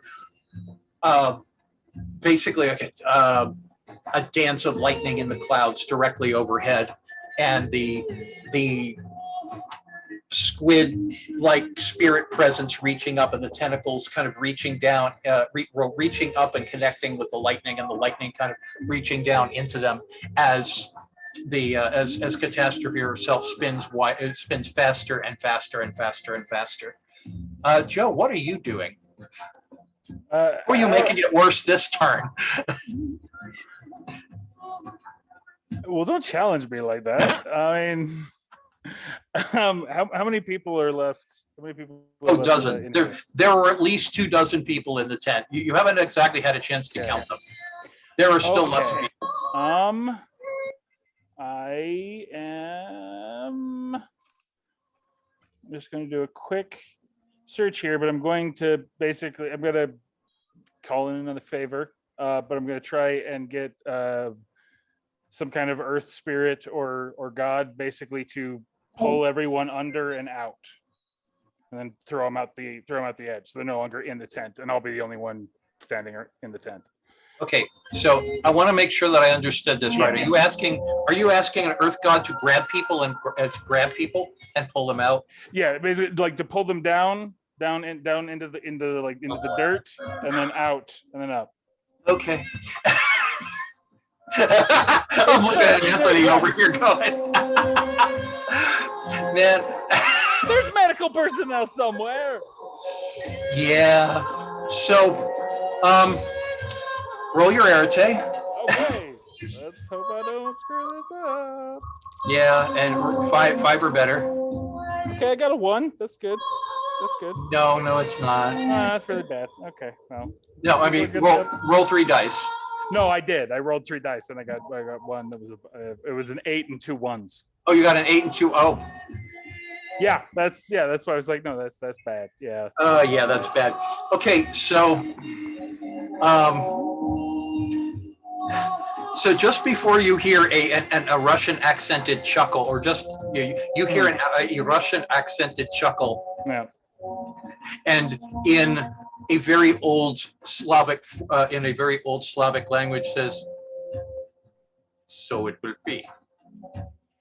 And the rest of you outside see the ground underneath the tent suddenly go and swallow the tent, or begin to swallow the tent. The whole tent doesn't go under, but it's like there's suddenly like a giant sinkhole has opened around the tent and begins drawing it in. Joe, this seems fair. You are inside the tent. You and a bunch of people are inside the tent when suddenly underneath the rugs and things like that have been spread under it, suddenly the dust goes and swallows the people and pulls them in, and you're standing there in the middle of this dust storm with fire around you, and it starts going down.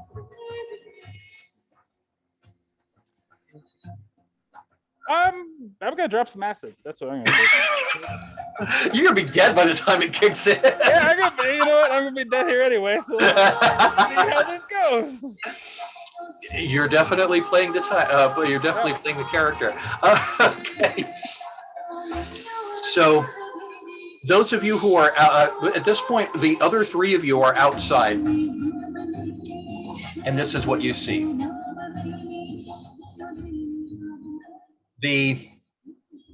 As I said, the sinkhole opens around the flaming tent, and it begins to collapse inward. People are running in all directions. You start seeing some activity and some lights coming from the direction of the emergency station. You see a few people who are grabbing fire extinguishers and so forth from their tents, from their camps. Other people are snatching their snatching belongings up or pulling their tents down to get it away from the fire. Up in the sky, as you've noticed, that thunderhead up there unleashes a torrent of rain. It's suddenly raining so hard that it hurts. And those of you who are standing outside are literally driven to your knees by the power of the by the power of the torrential downpour.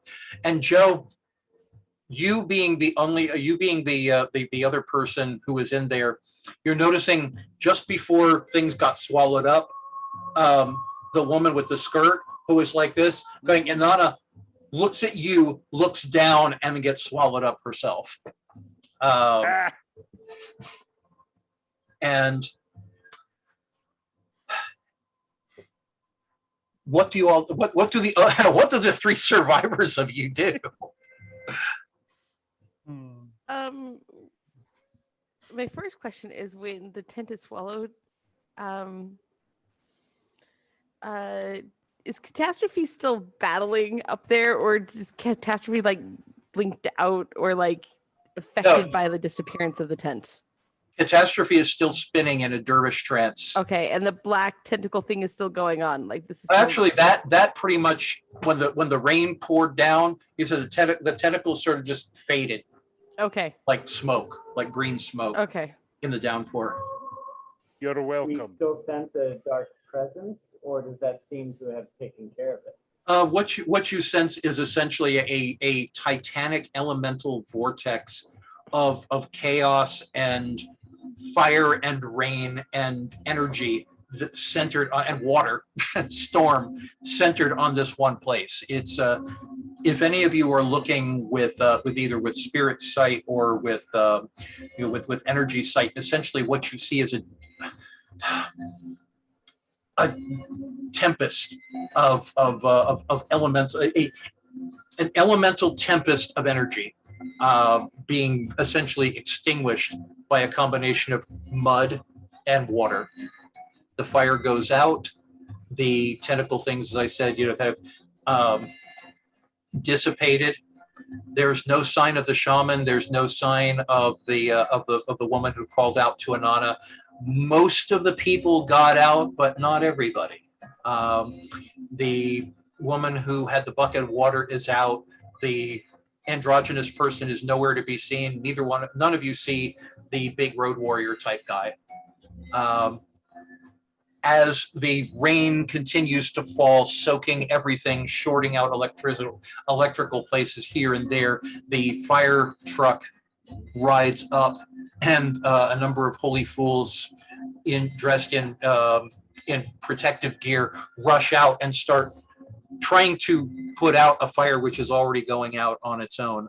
And then from the dust around there, people start to climb, kind of pull themselves out like zombies out of graves, start clawing their way out of the earth. What do you do?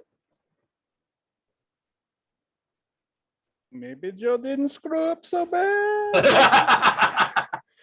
Are we in honestly, I initiative start order? looking around for any people that need like help, and They all need start help. taking out my herbs. Well, like start kind of picking people and give my herbs and start like, making tinctures and pulses and like start like, yeah, thank you. I can talk and think, and my brain is working today, and like just start like trying to do what I can to help, because this is a clusterfuck.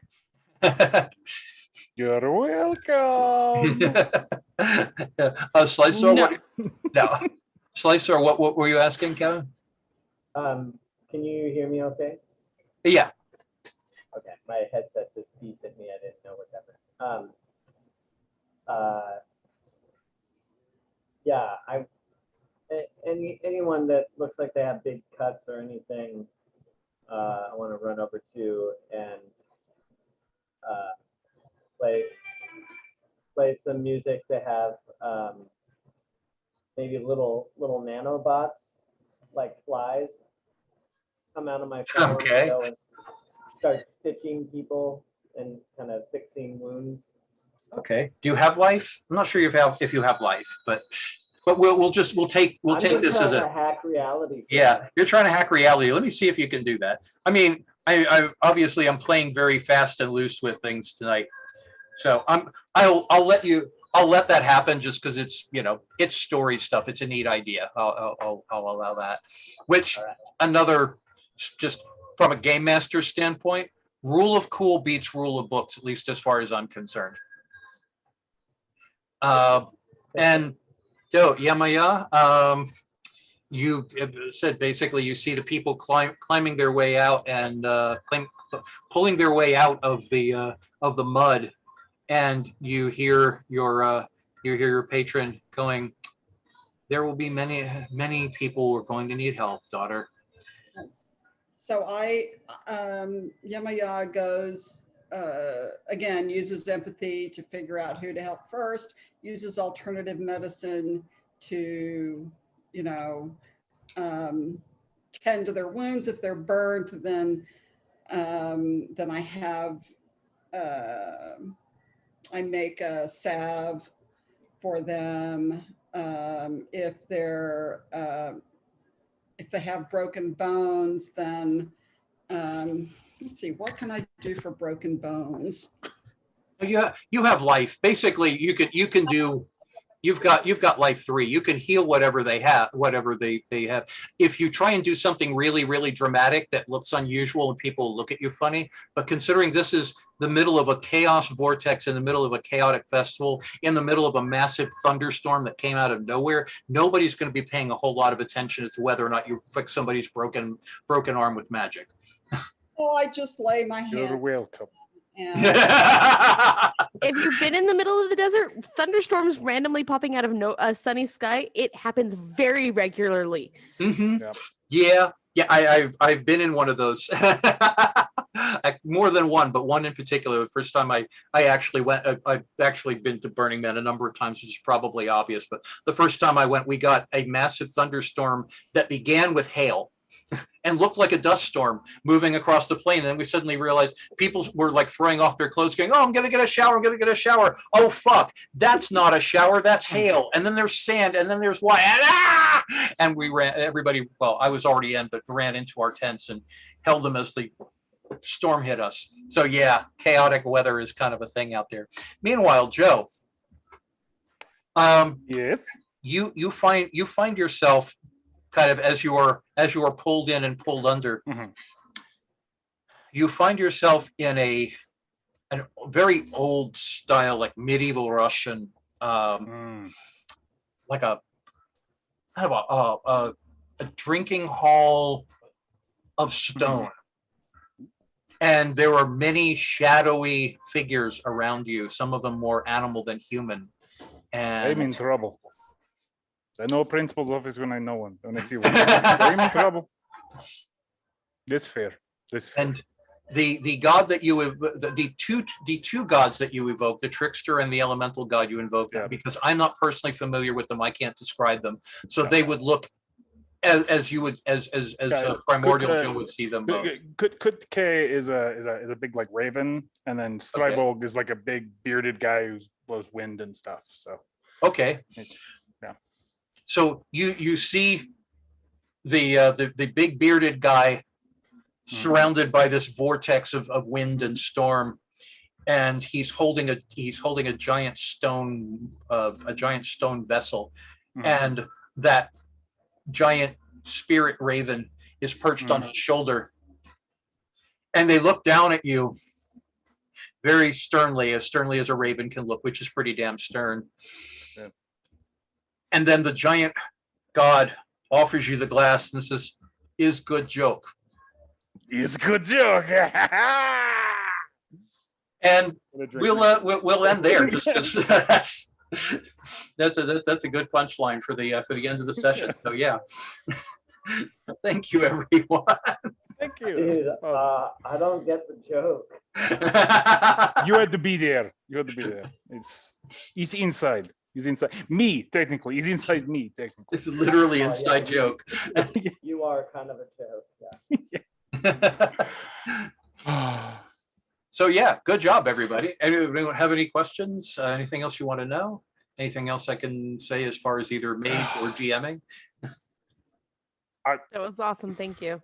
Yes. And seriously, there's gonna be murder. You live like 20 minutes away from me, like in real life.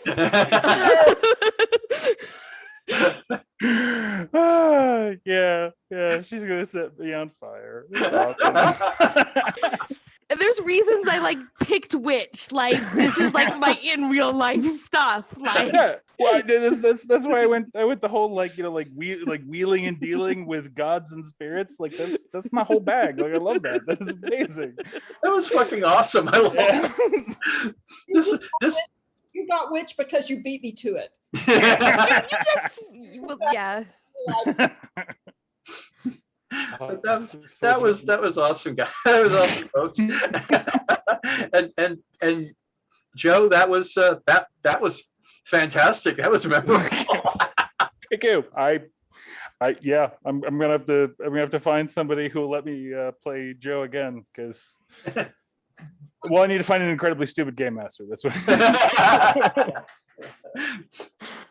But yeah, that was fun. I mean, let's just put it this way. I've run this scenario a number of times. That is not ever even close to what anything else has worked out like. But I love it. You are welcome. So he's a good joke. From a game mastering standpoint, again, like I was saying earlier, you run with whatever you've got. And especially when you wind up with a chaotic player character doing chaotic shit, you run with it. The rule of, like I said, rule of cool or rule of story trumps rule of books. I've both played in and occasionally run games where adhering too closely to the rules or the rule book ended up, impeding or outright spoiling the story. No matter what happens, no matter which game you're running, no matter who you're running it for, or what purpose you're running it for, keep your audience engaged. Because role-playing games, because you don't have CGI and all that other stuff, and you don't generally have a soundtrack like I've been running, it's very, very easy for people to get distracted. So always, from a technique standpoint, I don't know if you all were able to see it, but I'm constantly checking everybody's body language, checking facial expressions, and so forth. Reading the audience, especially as a GM, is incredibly important because you don't want to like lose. I'm loving the comment. Yeah. But yeah, whatever it is. Roll with the most entertaining possibility under the circumstances, because ultimately a game is supposed to be fun. You might be running a really, really super dark game like Bluebeard's Bride or Wraith the Oblivion, but still got to be enjoyable for the players, if not for the characters. And anything and everything you can do to keep everybody engaged and make the story as memorable as possible is good. So yeah, anybody else, any other questions, comments, suggestions, questions about Mage, about this can't be I'm really bummed. Like I've really loved playing with I didn't even this think about that. cohort. Yeah. Well, I think we need to keep doing that. That's what I'm thinking. Oh, and Phil, I will probably have questions for you when I come down from all that acid that Joe just took. Okay. But yeah, no, this was a lot of fun, and I really hope that everybody else enjoys this because I had a wonderful time. Well, as soon as you said the trickster and the giving fire, I was like, Give fire to mankind, oh so give God, it to him. Give it to the thing. The thing is dead. Give it the thing. That's why I was like, are you sure did I understand that's what you want to do? And also speaking of understanding, Doe, did you want to keep going? Do you want to do a postscript with what happens with the other characters while he is sharing drinks with the gods? What do the rest of you think? They keep going for a few minutes? I would be interested to know kind of a wrapped up ending of what just happened. Okay. Is that in character or in player what just happened? Character. Okay. So the postscript to the postscript to this. Hang on just a second. Yeah.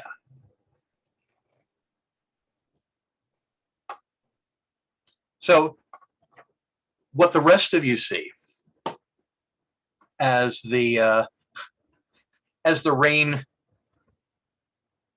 beats down, turning the festival ground into like almost a concrete type mud, and the last bits of the flame of the fire go out, and the last bits of the tent sink into the earth, and then the mud slowly covers over it, and the people, most of the people, you can't really tell all, for as much as you can gather over the next few minutes, it looks like everybody got out except the shaman and the woman who had her hands up like this. The road warrior type guy eventually kind of clambers his way out, caked in like gray cement.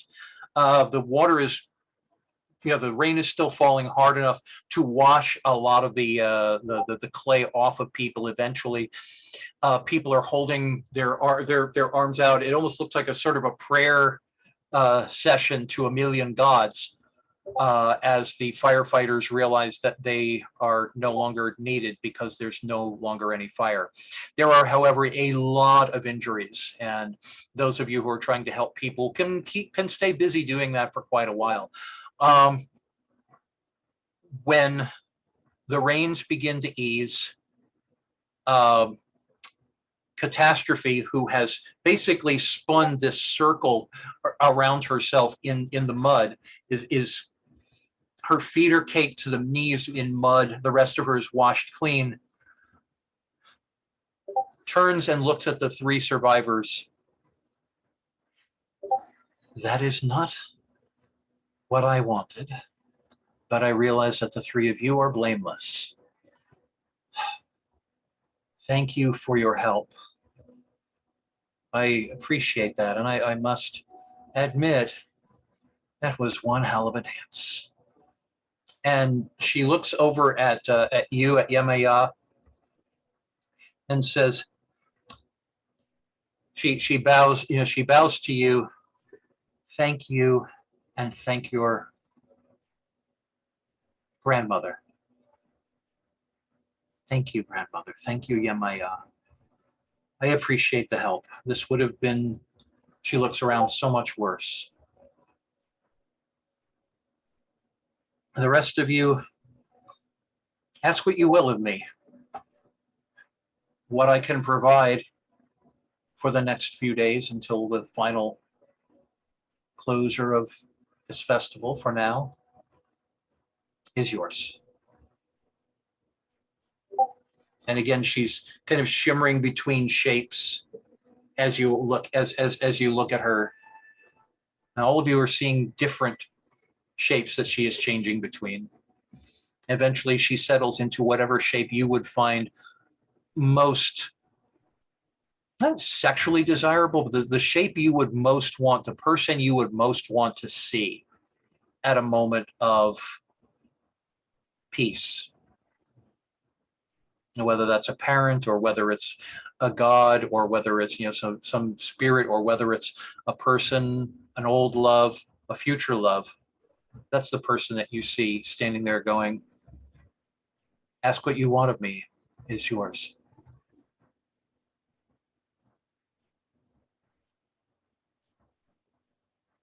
And Joe, you're getting what you wanted, which is you're getting really fucked up with the gods, and the gods think what you did was awesome. Especially the trickster god. The trickster god is just, you're like, Oh yeah, yeah. as much as a raven. Well, I mean, obviously gods can shift shape. It can shift shape, but essentially that raven perches on your shoulder. The raven turns into a hand of a guy, and again, like the guy, your favorite drinking companion, and he's like, in Russian, he's like, that was amazing. I know, right? That was best joke of the year. Yes! I should get a screenshot of that. So what do the rest of you do?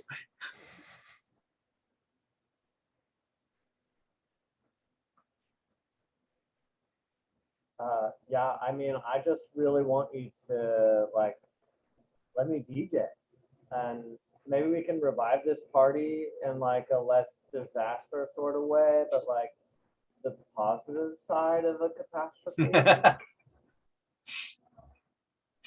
And she nods her nods her head, and behind you, one of the holy fools, one of the like the real holy fools, comes over and says, "I saw you doing that. That was really cool. Can you help me over here? Because the sound equipment over at the chill tent is not working because of the storm, and I don't know, but it looks like you could help." Which is not the sort of thing they would obviously not ask, but suddenly it's like this person is like, can you help do the thing you just wanted to do? And they, if you say yes, they lead you off to the tent, and you DJ, and you spend the rest of the festival doing the greatest fucking sets of your life. You never need to sleep. Anything or anyone that you want attention from, and whatever kind of attention you get. And by the end of the festival, you are just a fucking god, and people have come to you and started talking to you about ways to organize the festival to be safer and more fun next year. Yes. So Pen, Do, Yamaya, what do you want to do? What do you want to ask for? So, and this is purely going off kind of how I entered in at the very beginning, and also going off wording off of my focus of my sheet.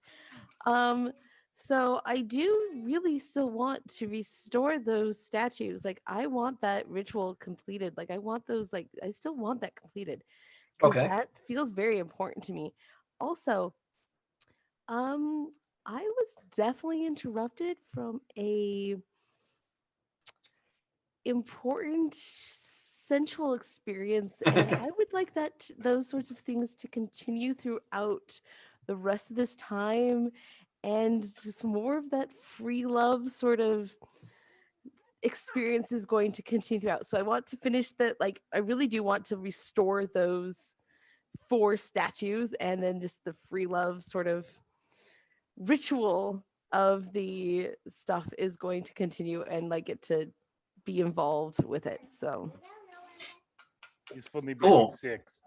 So you can find against all rationality, you are able to find the broken statues. One of Pan, one of Yamaya, one of Hecate, Kuan Yin, yeah. Pan, one of Kuan Yin, one of Hecate, and one of Thor. Like a really, oh, actually no, not Thor, Kronos.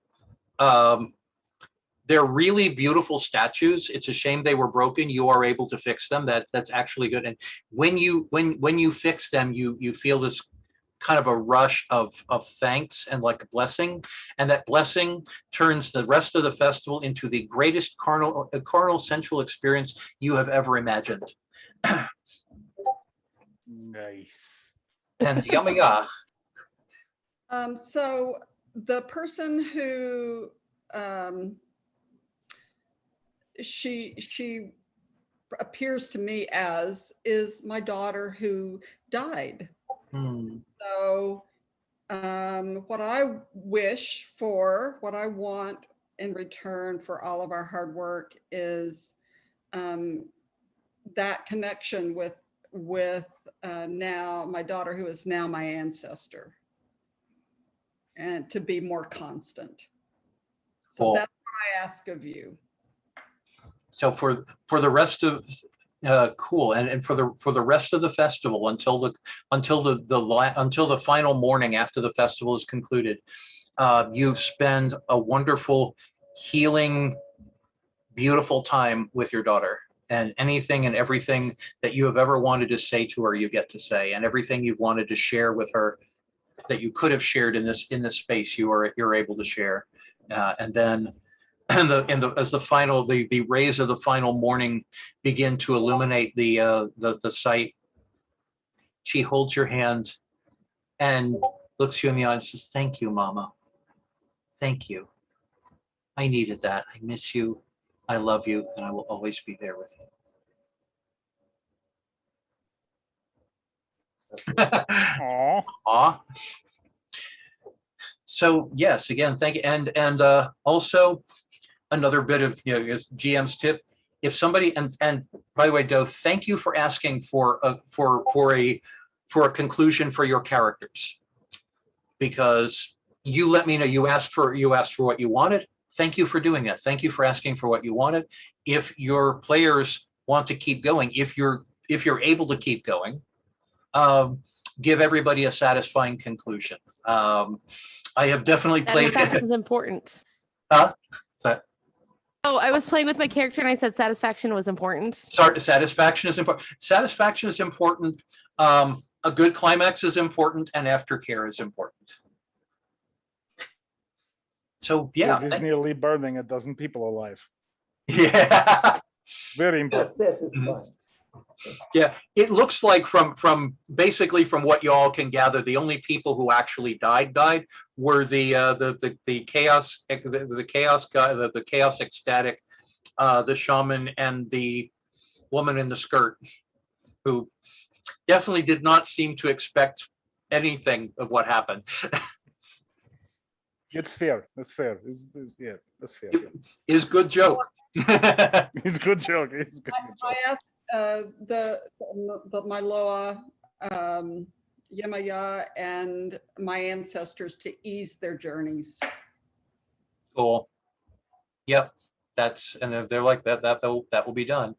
And when the time comes for settling up with Yamaya, she just says, just please go to the Gulf of Mexico and see what you can do with that mess down there.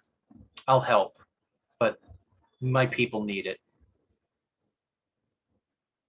So yeah. Any other questions, comments, suggestions, anything else that I can answer, or provide profound wisdom for, anything like that? Sadly, I have to run. Okay. Um, Cool. Thank you. But- Thank you for playing. That was awesome. That was fun. Yeah, thank That was a you. lot of fun. Total blast. Thank you, everybody. Comment on your good to be deadly with hollows everyone. before you leave, Kevin. It's awesome. Say again. Oh, I like your deadly hollows and your lightsaber. I had to comment on them thank before you you. left. And is Later, that everyone. a Banksy sorry? in the back? Yeah. Yeah, I thought so. That's my I- wife's. Cool. Nice. Take care. Thank you.